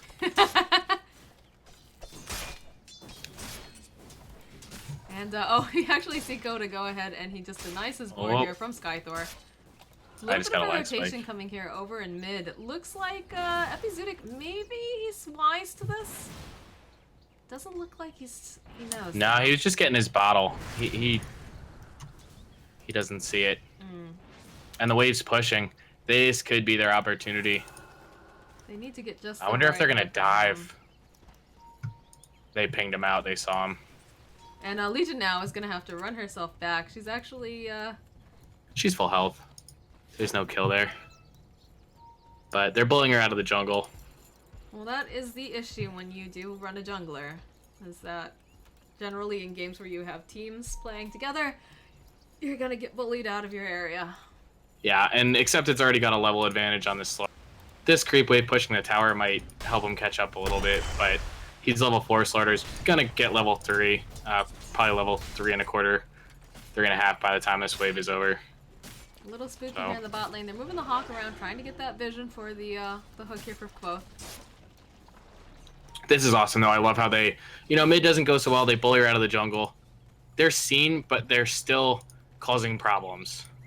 And they just circle where the Legion is right away. Like, they know she's not in this jungle, so this is where she must be. I'm interested to see what they're going to do about it. And Invoker is just handedly winning mid. 20-10 over 9-0 of Necro. Again, I do like the stick pickup here as well. That way he can harass the Necrophos a bit and force him out to do the death. And he's got a point in Quas. He's got 3 tangos, so he's going to be just fine. I don't think Necro's going to be able to get close enough to him, especially with the threat of Pudge just constantly behind him. He can't cross the river. He's not even really safe on his side of the river. Yeah, they're going for him. No, they're going to go for this, yeah. Slow coming out here. Turn back around. He's out of mana at this point. He's not going to be able to spam any more heals, and that's definitely going to be a kill. Daddy will actually clean it up on the Ogre. It was the right play by the Necro. He knew he was dead. So he's going to, hopefully I can get close to this Invoker and put some damage on him, so when I come back into the lane, he's a little lower. And that does leave the Beastmaster here all by himself. He does have the Hawk over on the side. We'll be able to provide him with a little bit of vision. And looks like they've got the Invis rune over here on this Pudge. He's looking for any sort of opening here on the Slardar. Although the wave is pushed up a bit, so I don't think he's going to be able to go behind the tower successfully. Yeah, he should just come up those stairs right now and just sit there on him. And hopefully land a hook when he goes to retreat under tower, pull him back into that creep wave. But yeah, then he just crushes, I guess, and the gank's over. Good rune, just tough timing. It's like this Legion sitting at level 4 right now. Oh, they actually blocked one of her camps over there with a sentry. That was smart thinking coming out from the side of the team. Really makes you think. Wow. And again, Sammy's, he's gonna have 2 levels on this Necro in a few seconds, sorry. It's really going very well for him. And he's getting raindrops too, also another good pickup. The kill potential on him is gonna be very low. More movement coming into the jungle here. It looks like the Ogre and the Pudge are still searching for that Legion and just keep applying that pressure. In fact, she's right around the corner here. She's got to be really, really careful. If both can land a hook, it's going to be very problematic. And I think this is a 3-on-3 they take. Rubik. Ooh, and they're up on the high ground over here. They will be able to see her immediately. There's going to be the slow getting thrown out. She tries to purge it off. Isn't going to be able to. The hook coming in. There's the rod as well. Trying to chase after now. Coda hot on her heels. There's going to be the spin coming out from FK though. He's going to try to get himself a kill, and it looks like they're going to lose the Legion, but they will also lose the Pudge. It looks like Coda now is in a lot of trouble. They need one more hit coming out here from the Ogre. Oh, the Rubik actually going to be able to clean it up. And now Ogre, although he's very, very tanky, is not going to be able to man-fight his way through this, I don't think. Rotation seems like it's coming back out. This Pudge, oh, and they use the ultimate. FK getting that just in time so that he can clean up.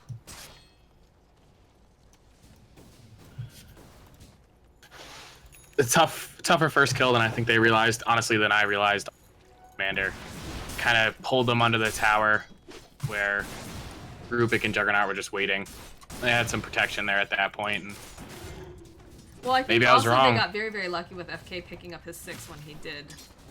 Or going in for that that ultimate. Because he wouldn't have been able to get the kill on the Ogre, I don't think, unless he had that. And it did look very good for them, although Skythor is very much out of position right now. That slow coming out from the board is just really, really strong. They'll get thrown down, they'll take down some of the trees. And there's the shout coming out, though. Oh, this is going to be a very dead Skythor if they're not careful. Immediately, Batty coming around the corner. There's going to be the spin. They're trying to save him. That ignite damage, though, I think is actually going to be enough to take him down. Fire Blast coming in, and that's a dead Rubik. Sunstrike coming in over on FK. He's going to be able to dodge it just by the skin of his teeth here. And immediately, Necrophos is going to come bottom and try to... He's not 6, though. Oh, he just got it. He TP'd before he hit 6. He was one XP away from it. Well, they don't have enough damage, really, to make use of that ultimate quite yet anyways. Although that regen rune is looking mighty tasty over here. And he's going to leave it for Sammy. Nice, he's going to protect it. Mm-hmm. I mean, that's huge as an invoker. So Necro rotates and doesn't get anything out of it. That's a win, definitely. Yeah, it's definitely worth noting. It's better than their last fight. I don't know if Roar on the Rubik, I think you wait for a potential kill on the Juggernaut when he's using the spin. There's a lot of skirmishing going on down here in the bot lane. They're really putting a lot of pressure over on FK. But it's one they want, because look at their Lycan. I mean, he's sitting up top, just kind of free farming away, top of the charts. And if there's one thing we've learned from game number 1 is that you don't want to let Accepted just farm. Yeah. If you give him uninterrupted farm, he is going to come out with everything he needs and more at the very end of the game.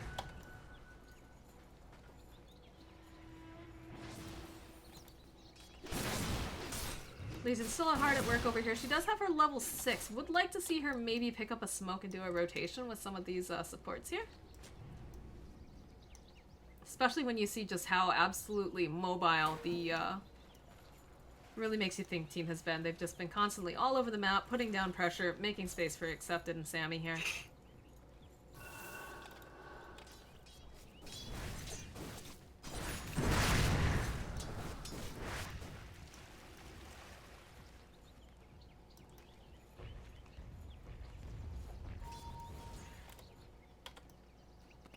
And Beastmaster now slowly making his way over to mid. It looks like they're looking to go for a push now. Pudge nearby. They do have a ward. They're able to take it down, though. Nice sentry ward. Good sentry, just found it. Just... Yeah. Not usually a typical spot that you would put that, although I know a lot of people actually really enjoy putting a ward over here by cutting down one tree. It provides a lot of nice vision. So maybe that's what they were considering there. Yeah, Pudge is just looking to be able to get his hooks out. So I think he was maybe even looking towards mid. We've got a Helm Creep Hadoukening down here. FK's getting off a couple hits over onto the Beastmaster. He does have Roar up though, so he needs to be very, very careful in his positioning, especially because he does not have any of his supports down here to protect him. Looks like they're putting a little bit more pressure here on the top lane. Again, Accepted though. He's sitting at level 10. Mid lane. Ooh, middle lane coming in. Looks like that's going to be a dead Epizoda. Oh, but he's actually going to be able to make it out just in the right nick of time, being able to step out of the way. He was very, very close to going down here. Actually sitting at 10 He was one right click. Points. 10 hit That's points. got to be so frustrating. And he just was able to misstep, or not misstep, but move himself out of the way just in time there. Legion getting closer and closer to this blink down here now. She's sitting at about 1,400 gold. Again, she does have that duel. I would like to see her maybe try to make some things happen, but especially when you know that Accepted has been pretty much alone here in the top lane. TP Acted is going to get cancelled out as he takes the last hit on the tower. Yeah, it was gone. He's just having a banner game. I didn't realize he had one. But he does. He's level 9 too. I mean, he's got all the mobility he needs anyways. He's got a Blink Dagger. He's got that sprint as well. the sprint, yeah. I mean, boots are nice, but it's not necessary, especially if you can start making things happen with that Blink Dagger. In fact, we're already going to see him jump over here onto that. He immediately get a nice bash. In comes the Necrophos. No ultimate available on him quite yet. They will be able to get the last hit. And that's pretty ridiculous because that definitely looked like he was not close enough to melee hit him. That's how I feel about Monkey King every single time I play against him.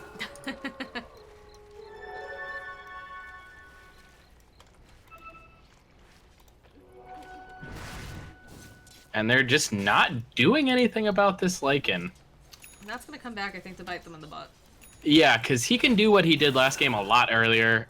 Push these towers, pressure tier 3s, pressure high ground, and then in turn pressure shrines. A little bit of a skirmish going on here in the mid lane. Looks like they're going to try to go and get the jump over onto Invoker. Invoker's just a little bit too tanky, wasn't able to get taken down. Now this Necrophos is in a lot of trouble here. There's a nice stun coming out though, and they're able to take down the Pudge. The DD over on Bisexual here, turning back around. Gonna try to maybe kill Batty, but he's not gonna be able to bridge the gap, and Sammy's actually gonna get away with his life. This might be a dual victory though coming out for the Legion, although it's gonna end just a little bit too short. She goes ahead, she pops her heal coming out here, and this is just a wolf out of control. Yep. I like that rotation out of him. I was worried he wasn't gonna make it. The creep wave was pushed up because he had gone back through the jungle, but he did make the rotation mid. Why wouldn't you? I mean, what is he gonna do? Rubik You're gonna actually ult? has been able to steal. He's got the wolves up for his own self here, but they're really not going to be able to do much with 3 members of their team down. That was very disappointing too for the Legion over on the side of Daddy Dave's Daycare, because she was very close to that Blink Dagger, but taking that fight the way she didn't yield any sort of dual damage, and also it slowed her down quite a bit. There's going to be the kill though over on the Invoker. Juggernaut will actually use his ultimate on that. I'm sorry to stutter because it is kind of late for me here. Apologies, guys. He stayed too long. I mean, they had a couple almost kills there, right? The Necrophall Assault almost killed, but not quite, which is important. That would have taken the Invoker out of it. Instead, he's able to turn around and put the Cold Snap onto the Slardar, who suddenly was missing his boots a little bit because he just couldn't quite get there, and he died. And then they get the duel off on the Ogre, but it's an Ogre. He's sitting there at 12 armor. What I would like to see happen is, we know that Accepted has been, in the top lane by himself, farming the jungle. The supports really haven't been spending much time with him. I think if Legion had possibly picked up a smoke and gone in with like the Slardar and maybe one other person, she could have gotten a duel off on him and gotten just the rest of that money for that blink. And also made them protect the Lycan just a little bit more, but...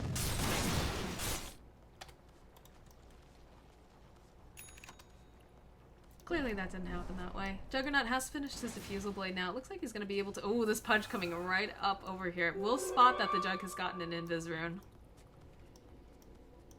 That's a scary thing. His ultimate's on CD, though, so... I'm not sure if the Pudge knows that, though. It's true. You respect it. You see the Juggernaut pick up the Invis, and you say, alright, even if you're 97% sure he doesn't have his ultimate, you still try to respect it. He's messing with Necro Book. Yep. Yeah, that is... Rubik actually gonna go ahead, grab himself a smoke. Looks like we're gonna be seeing some movement come through here. Maybe we'll start seeing another duel with the rest of the team standing nearby. Smoke on smoke action? This is actually very, very spooky here for this show, considering that they don't have any vision on them currently. And the Rubik Hawk actually gonna move its way over, do a little bit of spotting. They're gonna go for the Roche though over here. And watch it drop. They definitely don't need this many people in the Roche pit. Yeah, just melts. Except it will pick up the Aegis here. I like the Necro Books, the little... that howl. Oh, they're able to jump right onto those Necrobos immediately. The rest of them gonna have to back themselves back. Chasing after here. There's a Deafening Blast. Ice Wall. Rubik has no chance of getting out there. That's gonna be a dead Skythor. FK running for his life now. Should be able to make it behind the tower, but that's 2 different heroes down. One that's a core. They're gonna be able to push this really easily with that Aegis. Yeah, the team comp of the Dire, you can't let yourself be on the back foot, because the minute you guys start running, you turn your backs and run, you're gonna pay for it. At the very least, with a couple kills, maybe a tower. Hopefully not your high ground. Oh, that hook coming in over on the side will be able to grab the Jug. Immediately the duel coming out here from the Legion. I'm not sure if she has quite enough damage though. The stun's gonna come through. Jug is gonna come through with the ultimate as well. Able to get a kill over onto the Beastmaster. Necro gets a kill over onto the Pudge, but they're still giving chase here. And look at all this damage that's coming out from this Lycan. Oh my goodness, they're gonna have to use everything in the kitchen sink on him, and he still has that Aegis. He's coming back up. He does not have full form up for another 6 seconds. They might be able to burn him down. There's the Diffusal coming out. Another couple of hits, and they will actually be able to clean him up. And so there was just Invoker. Lonely Invoker. He's got that Ghost Walk invoked as well in case he needs it, but looks like he's gonna... Oh, yeah, he's gotta really run here. That Quasar giving him that little extra... Oh, nice blink forward coming out from Bisexual here. They're gonna turn back around over onto the Invoker. Looks like the TP comes out from Coda. Not gonna be able to save his Carl, unfortunately. And that was a very fast turnaround coming out from Daddy Dave's Daycare here. That's such they a blink tough forward. Coda a little bit of trouble. He does have Roar. I don't think he wants to commit it though. Yeah, he wants to wait for his team back up so they can fight. Absolutely. But going forward, we'll be able to grab the hook over onto the Juggernaut. He's gonna go for the spin there, hold him in place using the ultimate, and oh, that was the Roar. There's the Roar right now. It's only going to catch over onto Necropos. He'll be able to go ahead, perch it off, and turn back around. And there's the Bloodlust over on Coda. They're turning back around. Might be a piece of kill over Rubik has on roar. Nice roar coming out from Rubik. Nice steal. And now, oh, that miniature Ravage coming out from Bisexual here is just too good. But unfortunately, the rest of his team's actually going to have to back off. All of their physical damage, of course, was on that Jug and a little bit on the Legion, but she just doesn't have enough quite yet to go up and face them. Bisexual is probably going to be taken down here. Nice multicast coming out from Batty, and this has been a bloodbath. Pudge once more. Well, that double damage too. He's feeling like he's king of the world Strutting right now. his pudgy stuff. He's spotted out by that ward. They pinged him out pretty much right away. Sad Pudge. And they pinged the ward out too. They saw him do that. And that swings back just when, you know, you thought that Radiant were going to start building up an advantage. Even Rubik with the roar steal and the nice turn and graphs. Look at this. It's absolutely ridiculous. You see a huge swing going over to the side of Thing, about 2,000, and then it swings all the way up to 3,000 over the side of Daycare, and now we just came back down to being even in terms of experience earned. The net worth, not quite that drastic. Like, we do see a dip going back and forth, but it's still definitely on the side of Think, especially when you have this Lycan that's just been farming out of his mind. But that experience is actually pretty hilarious. Just proves to show what a roller coaster this game has been, back and forth with these fights. I like it though. It's a slugfest. They're just coming out. They're not afraid to 5v5 each other. Neither team really is. Jug's farm is going great. He picked up that Diffusal Blade, and it definitely, they were not expecting that. And when he came out with that Diffusal and caught the Lycan before he could get away, his ultimate was just so close to off cooldown when it wouldn't have mattered, but he didn't quite have it. Mass TP is coming down to the bot row. I think they realized that there was some sort of movement coming through, especially since they have not seen them actually on the map over on the side of the Radiant. So they all TP to the bot lane, and it looks like they're ready to go push this tier 2. Or tier 1 rather, and then go up to tier 2. I didn't realize that was still up on the bottom lane. Rubik has roar still, so I think they were trying to use it. Definitely a good call from the Dire to go bottom and trade towers. They're completely fine with doing that. They have a Beastmaster, they have a Lycan. You want to see who pushes faster? You're going to find out the hard way that it is not you. Rubik is about to lose that roar as well.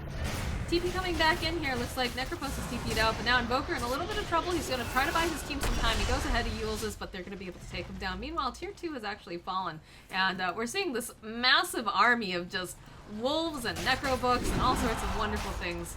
He still has his necro. Yeah, there you go. He pops it. Look at all this. This is like a dream come true for a Wyvern. Nice one coming out from both here. It looks like, oh, they used the roar over on the Necropos. They're going to be able to take him down. He does have buyback, immediately going to buy himself back into the game. And I'm not sure what they can do to stop this giant army, though. I mean, the best fight that they have is coming out from the Legion with her cube, but that's pretty much all the major wave clear that they have. They're dealing with all of that menagerie going on. Finally outpushed. They took the Necro as a trade for the Invoker. So in the end, they got more out of it, although slightly. But that's just another thing to... Wow, that was a lot of words. It's another thing to... Alright,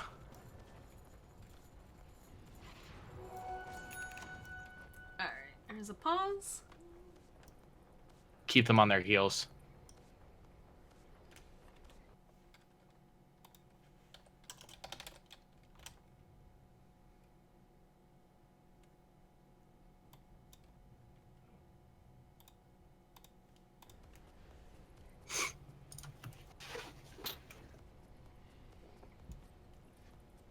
This has been quite a game going back and forth here. I like it. I like it. A little concerned for the side of Daddy Daycare here.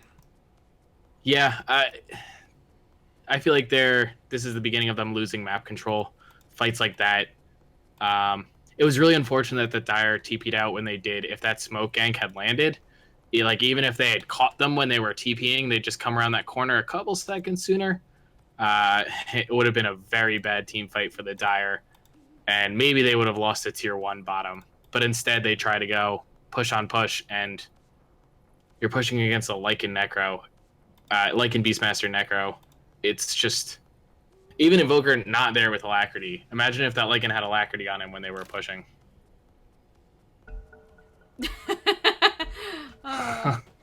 What an uncomfortable sounding stat there. The other thing you have to be concerned about right now is we've got this Legion, right? She's sitting at level 12. It's 21 minutes and she has no dual damage. They're really dependent on snowballing on this Legion, and it's just not happening. It's kind of what triggered me, and I hate to say it, it's just the playstyle of Legion. The only way I really have seen it successful is with that early game aggression. Even if you don't have the Blink Dagger. Top lane, we do see that, except it's a little bit caught out. Oh, they're actually going to use the ultimate over on him and take him out. FK going to be able to clean up that kill, get 441 gold. Now that's big. And we're starting to see FK actually starting to catch up a little bit with this Icon. He's only about 2,000 gold behind, neck and neck with the Invoker as well. And he picked up his Yasha, which is definitely going to help his farm capability, so he's going to be able to farm a lot quicker, on par with the Lycan. So we'll see this network swinging back, I'm sure. We're going to see a Necro level 3 as well now. Up and running over on our Beastmaster. Legion as well, she does have the Blade Mail here. I'm still concerned she's just going to kind of melt though. She actually doesn't pop the Blade Mail. She jumps right onto the Ogre. Won't be able to get a kill. Won't be able to get some of that damage here. Necro uses his ultimate just a little bit too early. Still manages to get the kill. Hook coming out from the Pudge was able to grab one of the Necro units. They should be able to take this tower here. I'm not sure if they want to go high ground though without taking a Roche, honestly. I think that they should just be satisfied with this and then make their way maybe towards mid.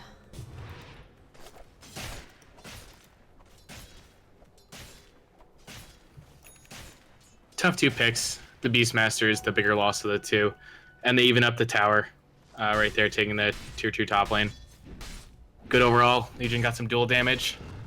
A little scared she wasn't going to be able to finish that fight again. Luckily, her team was there to help her with the damage that she's lacking because she doesn't have those dual victories. And she got one, and that's how you start a snowball.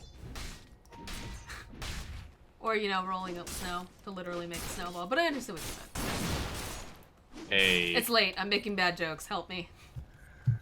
That was a joke. Oh, feels bad, man.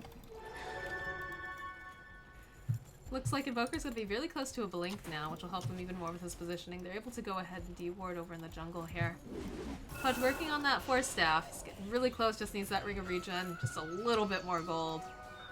In fact, there it is. So even more positioning coming out. And they're keeping a close eye on this Roche. I think they're going to go ahead, wait for the next Roche, and then start to go push high ground. They use a smoke over here in the corner, though, over on the side of the Dire, and maybe they'd be able to get a jump over onto... There's a lot of heroes here, actually. And nice blink forward coming out here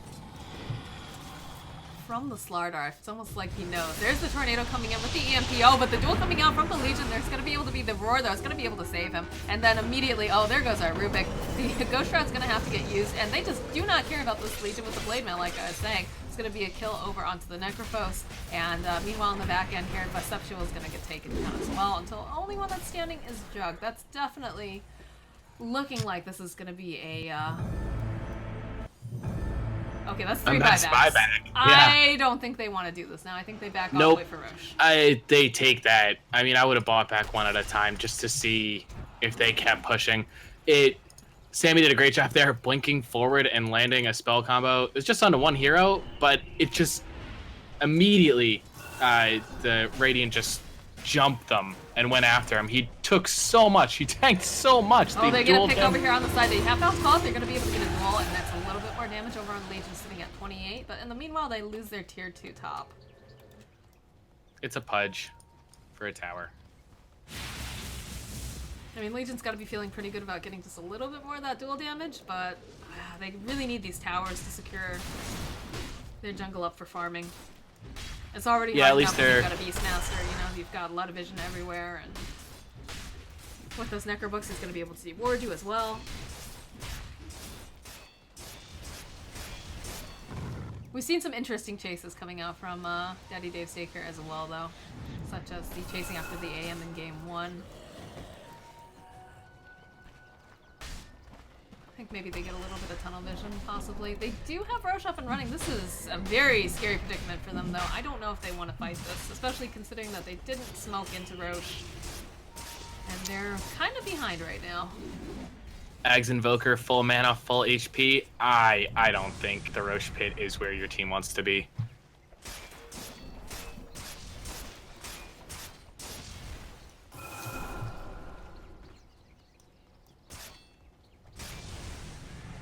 Hook comes in. Misses, but there's the tornado. Gonna be able to catch 2 of the cores. And then the blink backwards. Just. You know. I like it. Test the waters, see what happens. Be ready with that Ghost Walk, and this is going to be one heck of a fight over here. I thought I saw something going on over in the corner here. Nope. Well, next battle is definitely going to be for Roshan, that's for sure. smoke up on the Dire. And it looks like Radiant's about to do the same. Oh, and they're going to try to wrap around. This is actually really, really good. If this Beastmaster can actually get around the corner here. They do have the Hawk. They don't actually see them in the Roche Pit, though. I love it when this happens. The smoke on smoke action. Yeah, where is everybody? Well, when great minds think alike. Oh man, this is gonna be odd. Alright, we've got the Dire in the Roche Pit. Daycare standing nearby. How are they gonna approach this? Because this is scary, because you know they better now. Yeah, they're gonna blink out immediately. Are they? Oh, they still are getting the kill over here. There's gonna be few. Duel coming out. They get the duel. They're getting lots of damage over to accept it. That's gonna be the Aegis popped already. Bisexual fighting the Pudge over here in the corner. Actually getting a couple of bucks.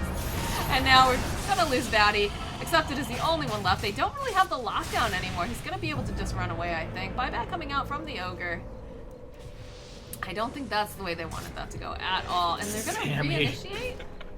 Just ghost walking and blinking in. It's beautiful. Yeah, they're going. Why not? There's the tornado coming out. That's going to be a very dead Rubik. Looks like we're going to be able to see a very, very dead Necropos as well. There's no buyback on him. And now, still giving chase over to FK. He's going to have to spin to one, get himself out. Deafening Blast coming in. It does actually land and disarms him. There's going to be the Eul's thrown up. This is not looking good for FK right now. They use the roar on him. They'll be able to take him down. This Necropos has no chance of being able to defend this This is right the now. Invoker play. Just been waiting for this out of Sammy. Yeah, it's like someone lit a fire under him because that was an awesome play right there. Good call, too, to just keep that push going. Tornado getting thrown in with the EMP just for a little bit of insurance here. FK gonna have to move himself back. He pops the Shrine. Oh, they're looking for the hook. Both went for it. He's looking. Is gonna miss. But I think they should be very, very satisfied for what they got here in mid. And they're gonna already rotate down to the bot lane. They know that the Jug ulti's not up. In fact, the TP comes in immediately. There's going to be the Stomp coming in. Batty will be able to follow up. Both will save the Beastmaster. And immediately there's going to be a little bit more damage over coming out. Actually, this time going for the Lycan. He's going to actually get himself 14 field damage. Great Deafening Blast. Legion Commander can't hit you. She almost won that duel. She's very, very close. Yeah, that Deafening Blast just saved Lycan. And he's out. Got his AC. They got 2 sets of racks. And that is not where you want to be against this lineup. Again, every building you lose is just a little bit more. You're on the back foot, and now they only have 1 set of racks to go. I mean, the other thing that you have to keep in mind as well is that they lost. They got the Roche. They lost the fight around the pit, but they were able to still just run in and take the high ground over in mid and bottom. Even they just kept extending the fight, and usually Necro wants to be in that extended fight, but as they lost heroes, they slowly lost their advantage, and Dire, the buyback, the TP into the Shrine, and that hyper aggression then coming out of the Invoker because they knew what they wanted, and Lycan was already in ult form. Just chase them down, and you're on the back foot against this lineup that you're not going to be able to run away from. They're going to keep covering you, even if it doesn't hit that tornado when they were retreating. It's Lycan is still just running you down with a small army behind him. Looks like we're going to be seeing a Scotty on this Lycan very soon as well. So not only is he going to be even more tanky, with more stats, he's also going to have an immense slow on top of it.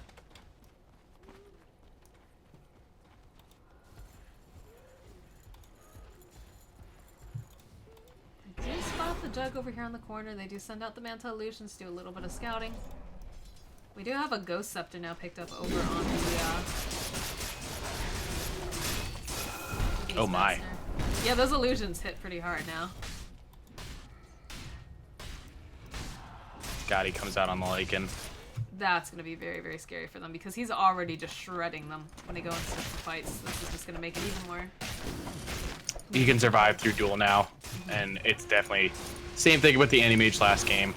It's same general idea. He's got such mobility, and he's just extending the fight, extending his life, and getting through their lockdown, which really is only, again, they do have a serious lockdown problem this game. Lack of crowd control.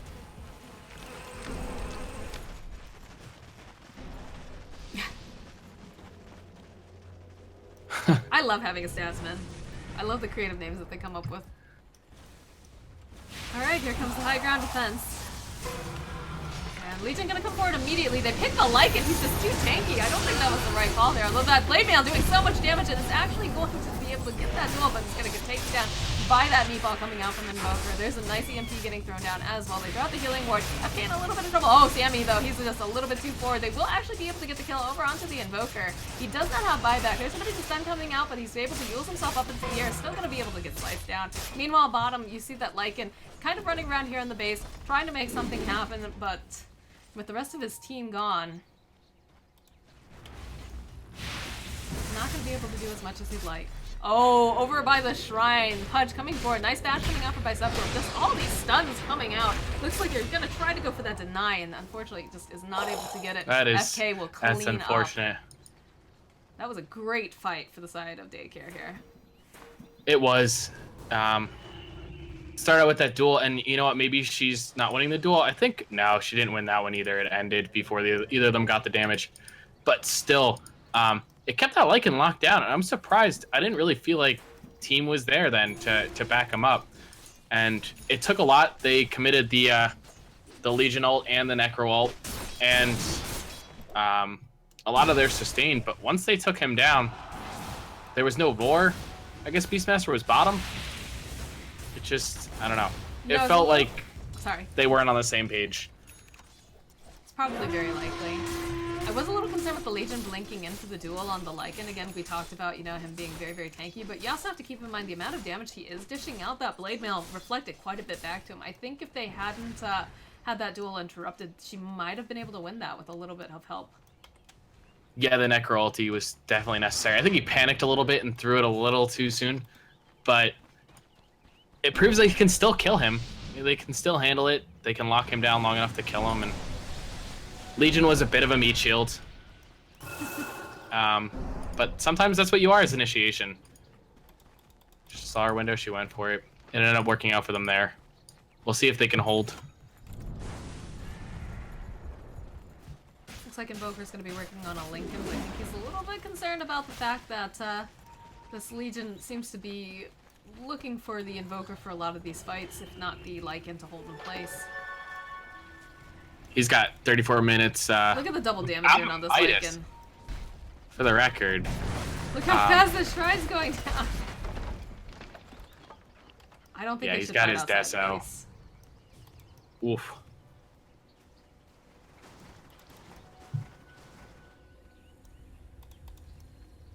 I mean, they don't know that Invoker's not standing nearby, though. That's the only sketchy thing about this now. And they're having a lot of trouble keeping vision up on one side of the map, especially with the Necros.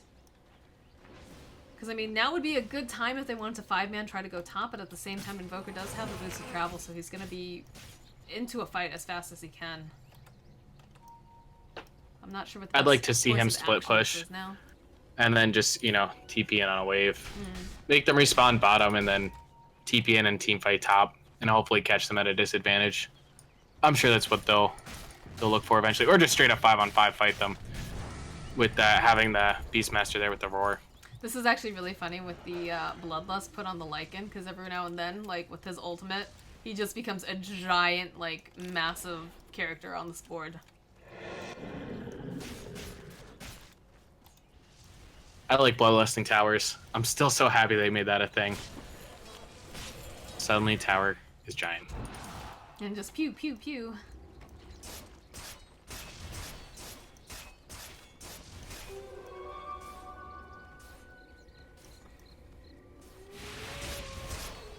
Dire just biding their time, waiting for Roche to come back up, and playing this. The press that's right, yeah. You know, they're already 2 racks up. Got the shrines, just This is a cruise control kind of moment for them. And they've actually done a smoke. This is actually... They should be seeing this coming because there's no one defending here in the base. Like... It's the telltale sign. Yeah.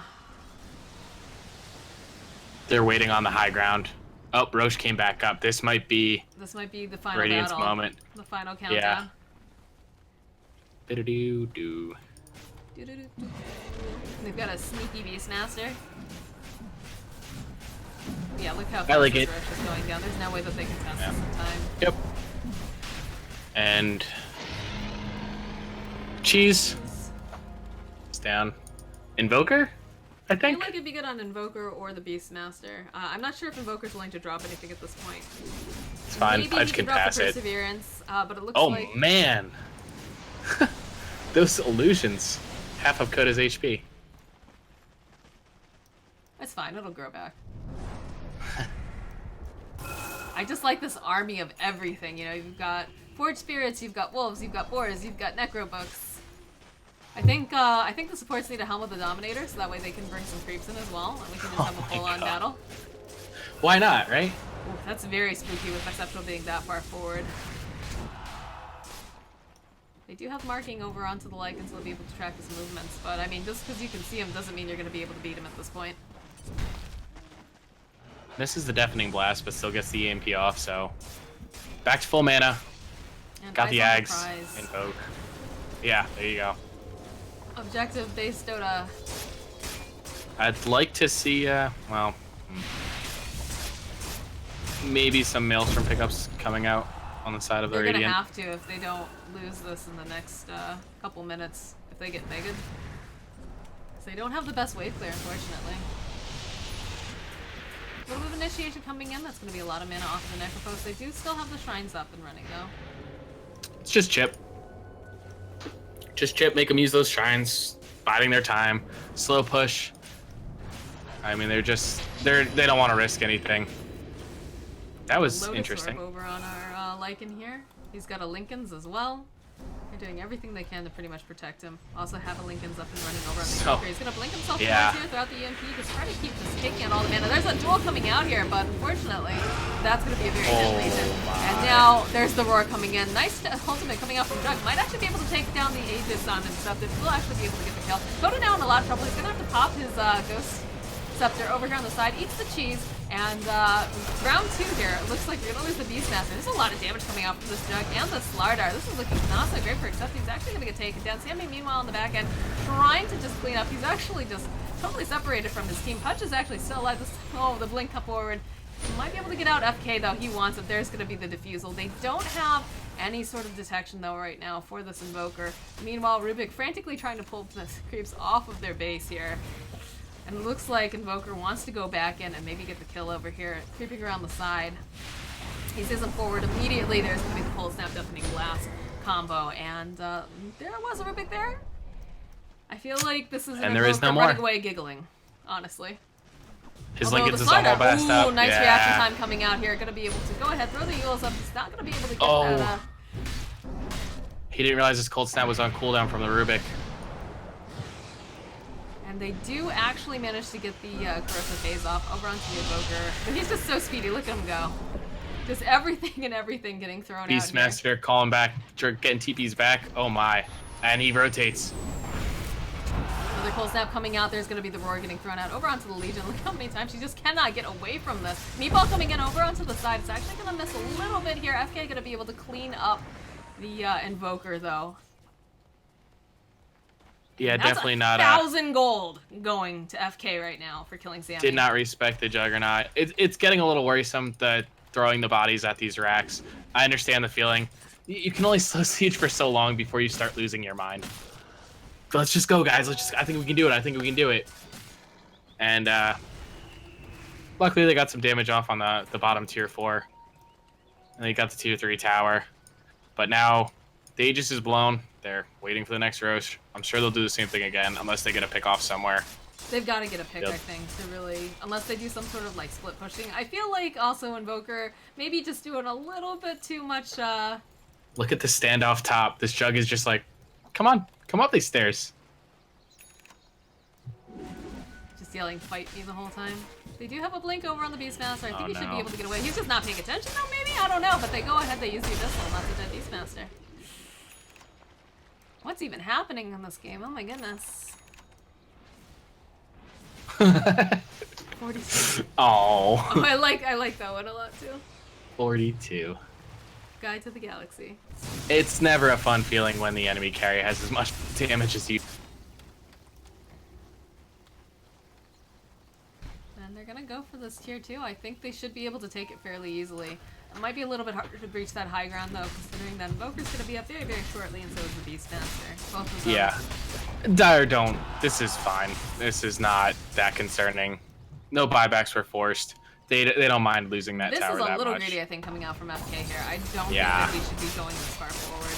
Especially with the way that, in fact, they're actually losing more of their base right now. They TP directly in, and already Invoker just doing a ton of damage over here.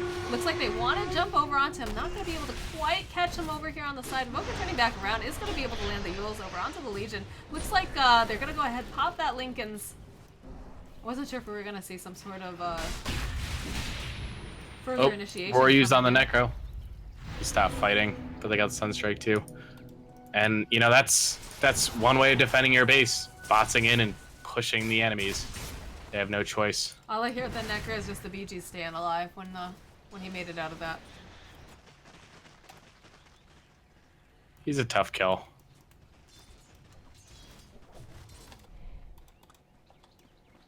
Talent tree's gone into strength, all stats.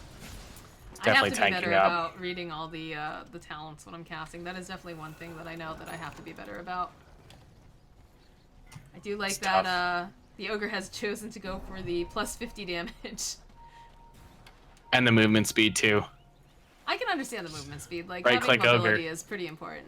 Also, you know, this is Vatty we're talking about here. Oh, the 18-second tornado. That is one of Sammy's favorite things in life. Minus 18-second tornado, rather. Tornadoes for days.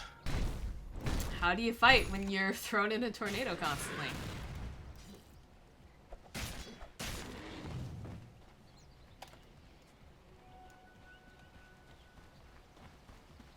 Lycan just really needs these boots travels, I think, to finally... Yeah, looks like he sold his boots. I'm guessing these are going to be travels coming out on Courier. He's so slow. 305 move speed. Oh, that's going to go back. There we go. A sec. 405. No worries. They're desperately trying to protect this last barracks here. They don't really want to get pretending to be an illusion? I think he just was pretending to be an illusion with the jug, right? You're like, you just run at him. Oh no, guys, it's an illusion. There's no way anyone is this. Keep coming It's out. They're going reckless. bottom. This Rubik needs to be very, very careful. Canceled? We'll get canceled out. I think the creep actually might have died.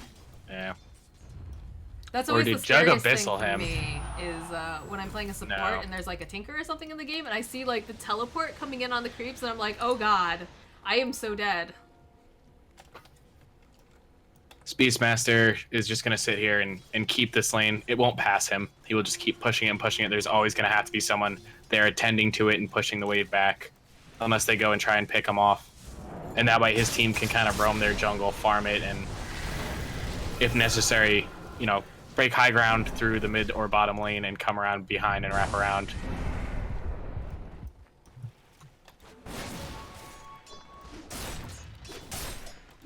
You know, gotta give props to Daycare here. They've been staying in this game. It's been pretty difficult for them. They've lost most of their racks now, but they're still putting forth a good show here. And they do spot the Beastmaster up top. Looks like FK wants to get the jump on him. We'll actually go ahead. Oh, he gets such bad bounces, plus the Ghost after Coda. Gonna be feeling real happy and smug with that. No. And look behind him. Is on. Oh, and this could be a very dead Jug. He needs to just run himself out. The slow coming out immediately. He's gonna turn back around. He's no. the Abyssal over onto the Pudge. There's gonna be a nice tornado thrown up into the air, and this is actually looking not so great for Pudge here. The stun's gonna come out. Go ahead, Yules them up into the air. There's gonna be the ultimate. Pudge is gone, but meanwhile, in their base, looks like Beastmaster slowly inching his way closer and closer to these racks with his Necrobooks, just biding his time. He's going to wait for them to push out another lane, and then it's breach high ground and back to our protection side. He's just going to jump out and take it real quick. The world's most patient Beastmaster. It's rat to the extreme. This is very. but I mean, you're a sometimes Nature's Prophet player, so Oh, yeah, you know what no. that's like. This makes me feel warm and fuzzy inside. You've lost some friendships over your Nature's Prophet games. Rightfully so. I mean, I'm not even mad about it. He's just. I mean, if that Legion comes out and catches him in a duel, it could end. It could end badly. It could end very badly. And there's more action going on over here in the Roche pit, but I do want to see what happens over here with the Beastmaster and Legion. Looks like Jug's gonna. He's out. He's out. He's out. He's going for it. There's the duel coming out. Immediately the TP in. That's gonna be a very good Beastmaster. Immediately, oh, the Necro coming in. He gets the final kill. Rack's protected. I don't think he got it with the down Reaper for like sight, 67 though. seconds. That's going to be a very dead ogre as well. The tornado coming in, going to be able to just go ahead and flip on the Jug. Sammy coming forward. He really wants to get this kill. He's able to throw out the ice wall and protect the rest of his team possibly. And there goes the Slardar. He wants to get that crush. Not going to be able to do it. And then Koda's going to buy back. Oh. Meanwhile, bottom lane accepted in the base. He's there with the Beastmaster. They're tired. They want to end this game. And Legion nearby, ready for round 2. Does not have the duel up though. And Accept is going to run himself back out here. Maybe turn around. They pop the Lincolns over on Accept. This is looking so bad right now. He's actually going to get taken down by the Jug's ultimate. Meanwhile, Koda, he started to look over at that Rax. He's not going to be able to go after them, though. And that's Lycan down for 91 seconds. He does have buyback, but I don't think this is going the way they imagined it. You've got to respect the buyback bots on the Lycan. They're going to have to push 2 lanes out before they can do anything. Roche is the play. Jug can take it alone. The cheese is back there again. And with the That's Legion still on the base. exactly Oh, but they're going to rat again. TP coming bottom. Sammy. Well, that's probably their best bet because he knows that he can't go into that pit with all of them there. Someone's back behind. It does look like the Legion's there. Should be able to defend because you can grab a quick duel over onto this Invoker with the Blade Mail, but he's pretty smart. He doesn't really have much to break that Lincoln's either on him. She's working on that BKB now. You're right. Super patience coming out from Daycare just in their ability to protect this lone Rax, and they are not giving it up. Well, you know, you grow attached to a Rax after a certain point. You've been with it for so long. You know, nurture it and love it, and the Slardar is looking very dead right now. So there's the cold snap coming in, turning back around, the disarm coming in, and there's going to be a bots coming in from the Jug. He's actually able to get a defusal charge off, but won't be able to really catch it. Just testing the waters again, seeing who he can draw out.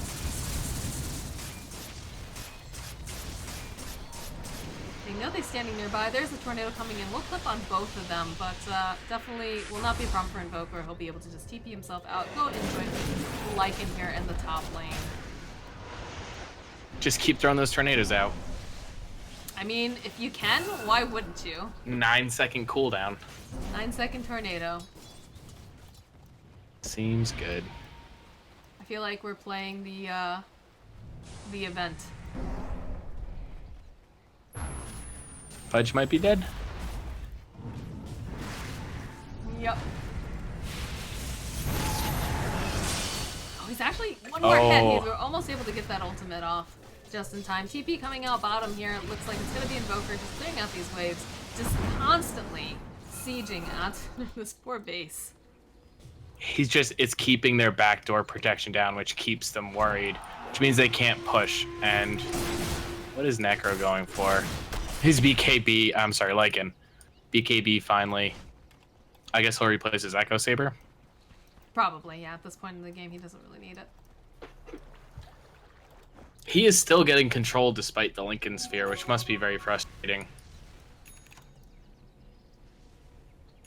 I mean, we have seen a lot of their attempts to go into the high ground now. They started to do a bit of split pushing, and I think that was a little bit of an issue for them because they are better at, you know, on the side of Daycare, being able to do single target lockdown. So if they come in one by one, it's much easier for them rather than having, like, you know, the whole group and having, like, constant mayhem. We're also reaching the point, too, where they've been sending constant waves into their base, and they're able to farm all these. You know, it's not like they're totally being starved out because when there's constantly creeps being sent into the base. I think that's why Necro chose to go back and start hitting creeps. I'm sorry, not Necro. I don't know why I keep saying that. Lycan, because he doesn't even have the Necro book. There's no excuse. But Lycan is just retreated and has been farming while the Invoker has been staying bottom and just kind of pushing this wave into their base over and over again and keeping them at least in check. This Aegis is going to be reclaimed soon. They won't have able to do much with it. Although on the plus side, they were able to deny it to the side of the Dire, so definitely worth it. They get the cheese on the Necro, so yeah. And like, this is crazy too. You look over at this Jug. He actually has no boots right now. He's going entirely, you know, blink and just hoping he can. He got the Mjolnir, push back the waves. Legion has the Maelstrom. Oh, with the Arcane Rune, 6.3 seconds. That's so many tornadoes. Oh my word.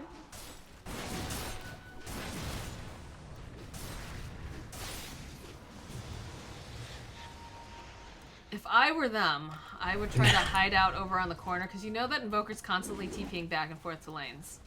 I would try to maybe sit there, wait for him, blink on him, and get a pick that way. In fact, there he is. Right now, there's going to be the Deafening Blast plus that meatball. They're going to have to move themselves out of the way, although Starter just taking a lot of damage over here and just kind of taking a bath in this trail left from Meatball. Looks like he'll be able to go ahead. There's going to be the mech coming forward from the... almost at the Invoker, the Necrophos. Blinks being a huge part of this game, just being able to instantly respond. Yeah, and you can see it was a good initiation. He caught 2, but it didn't matter because the Necro is there to provide that sustain and just back off. They're not willing to risk it. They're not willing to risk taking a bad fight.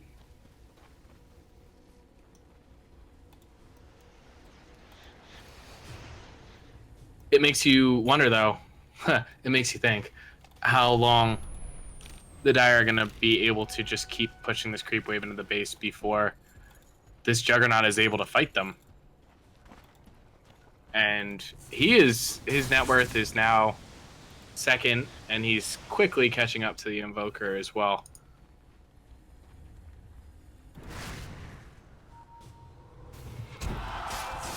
Just...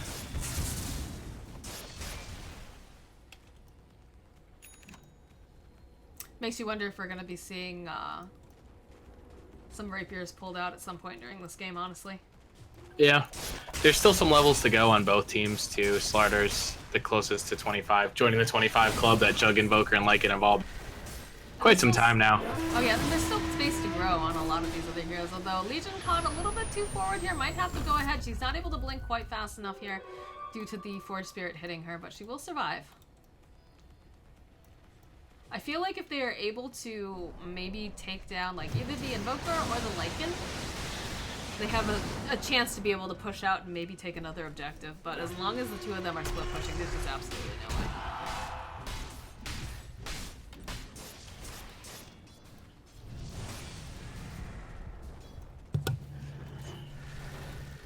And so we wait.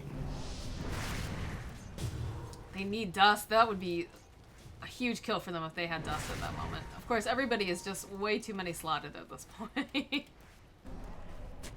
Oh, this Juggernaut. Oh, they do see the Invoker. He's going to be able to use himself up into the air. Is it going to be enough that they're going to be able to grab him? There's a nice tornado coming out, but they lift him. There's going to be the hook coming back out, but they're able to take down the Invoker. This is actually huge. And now the rest of the team trying to move themselves away. Lycan, at this point, I think he just needs to try to go ahead and do the split push here. Sneak into the base. They're just leaving Legion behind. Look at Legion just running around this one Rax. She's like, I will protect this Rax with my life. No one will touch this Rax. This is mine. This Truly is a meat shield. Just sitting there, I will protect this with my body. Oh, it almost makes me wish that I do interviews after group stage games, because I want to ask Loud Metal how he felt just hanging back there, running around protecting it. Shift queuing a circle around his Rax. And look at bottom. Lycan's there. He's waiting for them to commit mid before he pushes too hard. But they know. They know. They are searching him out. Well, they've got to go, and they've got to at least get this wave. No. Oh, this is like not so good here. They're gonna blink forward. There's the BKB coming out though, so now they have to definitely get on the run. That's gonna be the Invoker coming in. Immediately turns around. Nice guess going into the back here. This is looking very, very bad. They go ahead, they pop the Manta over onto the side. This Lycan is just huge, slowing them down. We're gonna lose the Rubik. We lose the Beastmaster as well. And oh no, this is looking very, very bad. We're gonna lose Slardar. Okay, running himself out. Evzudik looks like he's gonna get taken down as well. They do have the buyback over on the Rubik. They have buyback over on the Necrophos. And there's going to be the buyback coming out on the Rubik already. Legion, meanwhile, sitting on the bottom. Oh, the Tornado coming out, though. Just going to barely miss. There's going to be the Shrine. Lincoln's is going to get popped over here on the corner. They're going to be able to get that Abyssal off. Legion coming forward. She does have a duel. I don't think she realized that the Lincoln's was popped. They're going to give chase back to Sammy, who's going to retreat over onto the side. Creeps are moving into the bottom part of the base here, but all in all... Pudge, I like it that time. Instead of trying to hook the Invoker with how many people around him, he just used staff on him and pushed him out of the base and saved his life. Last time when an Invoker got caught in Abyssal, he tried to hook him, but everyone's around him beating on him, so it was really a tough play. That was definitely quick thinking. This is the item I should be using to save my Invoker, and he survives the Abyssal. And it is again a stalemate, apparently. They're grouping up top. Oh, the hook comes in. It does not connect over onto the side, but they really just want this rack. Eyes on the prize. There's going to be instantly the... They ulted each other. Coming out. Oh, they abyssal each other too, I think, maybe? There's going to be... Oh, they've tried to get the Necropulse ulti off. Are they going to be able to get the kill? They get the kill over onto the Lycan. This is not looking good now. There's going to be a Sunstrike being thrown in, but they're all Delta hugging together. They're not going to be able to get that kill. And now, meanwhile, the Hex is coming out here. Lycan, he's back. He wants to go in. He's going to get taken down, I think, again. Although I believe that's the Rubik Lycan. That is very confusing here. FK giving chase. They don't have the dust over here. He needs to be very careful. Invoker's still standing nearby. There's going to be Daddy standing nearby as well. They do have the vision over on them. They hold him in place with the ultimate, but that's actually a bit of a waste. Meanwhile, Legion back on guard duty. She left the fight a long time ago, yeah. She knows that she has to be careful here. There's going to be... Oh, no. It looks like we've got the Invoker. He's stunned up. He's going to throw out yet another Tornado here. Turning back around. They want to get this. They've got the Ice Wall coming out. Batty will be able to throw a stun out. Invoker... Not the Invoker. Sorry, the... Necrophos coming forward here. They're just thrown up juggling these heroes, waiting for their team to come back. Ooh, and this is really, really scary here. There's going to be another stun, but that might actually takes down the Necrophos. That's a dieback on him. And Batty gets out. Oh no, does he? The I don't know. The Slardar, he wants it. He wants blood. There's going to be the Corrosive Haze, and that's a dead Ogre. They still have buyback over on the side. It really makes you think Ogre will Invoker's TPing bottom. Right now, they're looking to go back in as well. The Sheep Stick now is going to be really, really important for going Batty's past bottom as well. 3 of them TPing in bottom. They really want this. I'm not sure Legion's going to be able to handle this on their own. And there's immediately a multi-cast couple with a lot of stuns. They're going to be able to take him down. FK now in a lot of trouble here. He's going to be able to maybe cut his way through it. There's going to be the Blade coming out here. Ghost Scepter maybe saving Kona's life. I don't know. It looks like Biceptual. He really, really wants this kill. There's the blink forward coming out from him. He's not going to be able to catch him quite in time. The punch hook coming out will save his buddy here. Legion again, 3/4 of the way through the fight is like, I'm out, guys. I got this racked. I don't know if you heard, but this is all I care about now. And just goes back to defending it.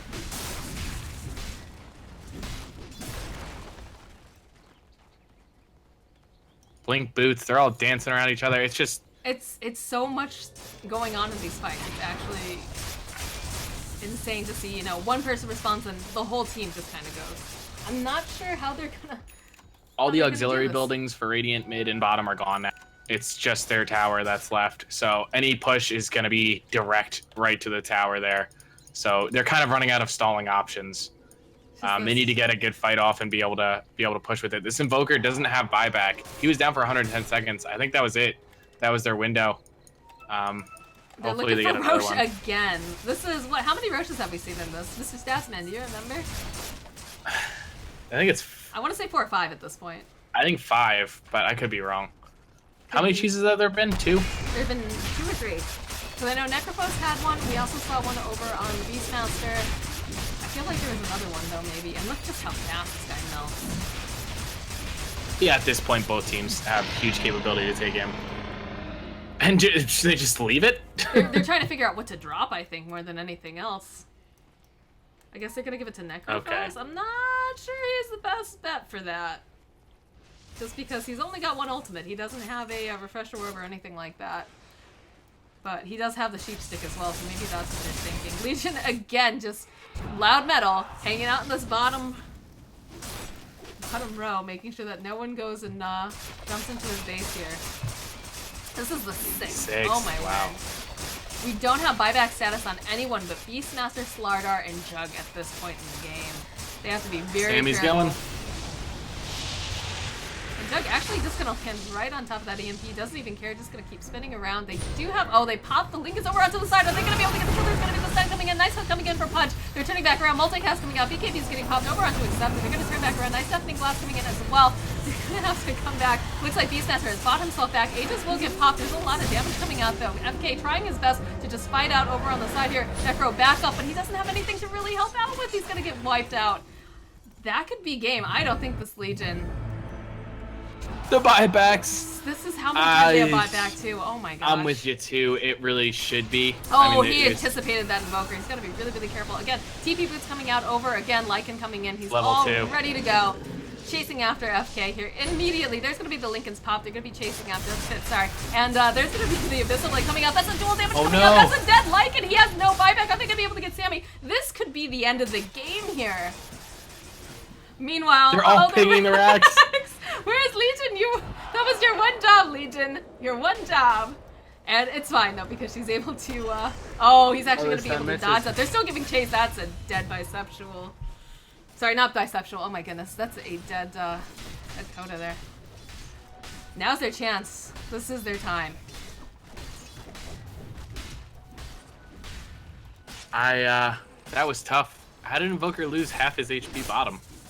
There's just so much damage pouring out from this this Jug now. Look at him go. He's eyes on the prize. Yeah. I don't even think he's even gonna bother with the racks, honestly. I think he's just Juggernaut train's coming down the mid lane. Yeah. It's just doesn't even care. He's like laughing off of these ignites. He's got his little cat healing ward. He's actually gonna try to go for the. Oh no! That could be so bad. Punch went for the hook immediately. Bisexual coming forward. Oh, he actually has the Lotus Orb coming out. We'll be able to get a couple of these hits off. Might be able to get the kill. He's gonna have to back off a little bit. Sam's coming back in. He's got the Lincolns up and running on him. There's gonna be the deafening blast thrown out. Sun coming out over again onto the Jug. He does have a Abyssal Blade still. If they're able to pop one of these Lincolns over here, and he's actually gonna have eyes on the prize over here on the Ogre. This might not be the right choice. He's gonna go ahead, blink himself back. Meanwhile, Legion going forward. She didn't pop the Blade Mail though. That's a huge no-no. That's gonna be a very bad thing for her. Immediately gonna get wiped out here. There's gonna be the racks though, and mid, and Legion, no buyback here. Sammy, he's standing nearby. I bet this Rubik is just terrified. Like, oh god, I know what's gonna happen. I don't want it to happen. Jug coming forward again though. He's got that ultimate. He's gonna be able to get the kill over onto Sammy. He's dead. And now FK coming forward, chasing after Coda. There's gonna be the Wild Axes coming out. That Ghost Scepter gonna be able to maybe save his life again. Ghost coming forward. There's gonna be the Hex coming out. He's taken down. There's gonna be the Lycan. He's coming back and he wants to go after FK. He runs actually right past him. Is he gonna be able to get out there, get the kill over onto the Juggernaut? Nobody has buyback at this point. What is this game? There is a large amount of creeps coming into this space. There is no Legion to defend at this time. I think that's going to be Megas at the very minimum right now for the side of the Dire.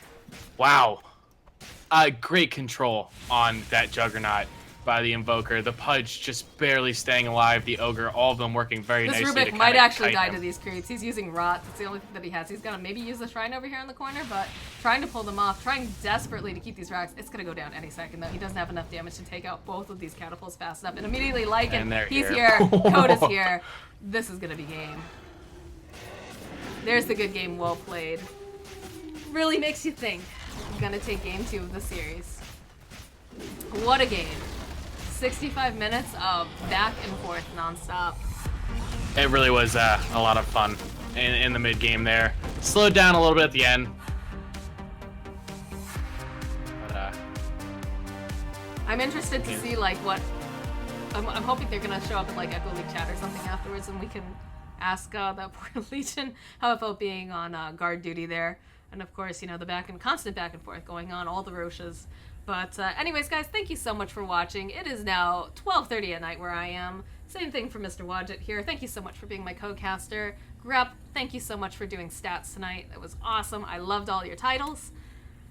That's going to be it for the night, though, guys. I have a couple more Echo League matches going on this week. I've got one on Saturday, Hit It and Crit It versus Falcons, I believe. That's a Div A game. Should be really, really good. And then we also have hot singles in your area on Sunday as well. Give me a follow over on Twitch, twitch.tv/LittleMissMoxie, or you can follow me on Twitter, which is GGMissMoxie. And you'll find out about any more games that I'm casting in the future. Otherwise, guys, thank you so much for watching. That was a really exciting game. Good night, and GG.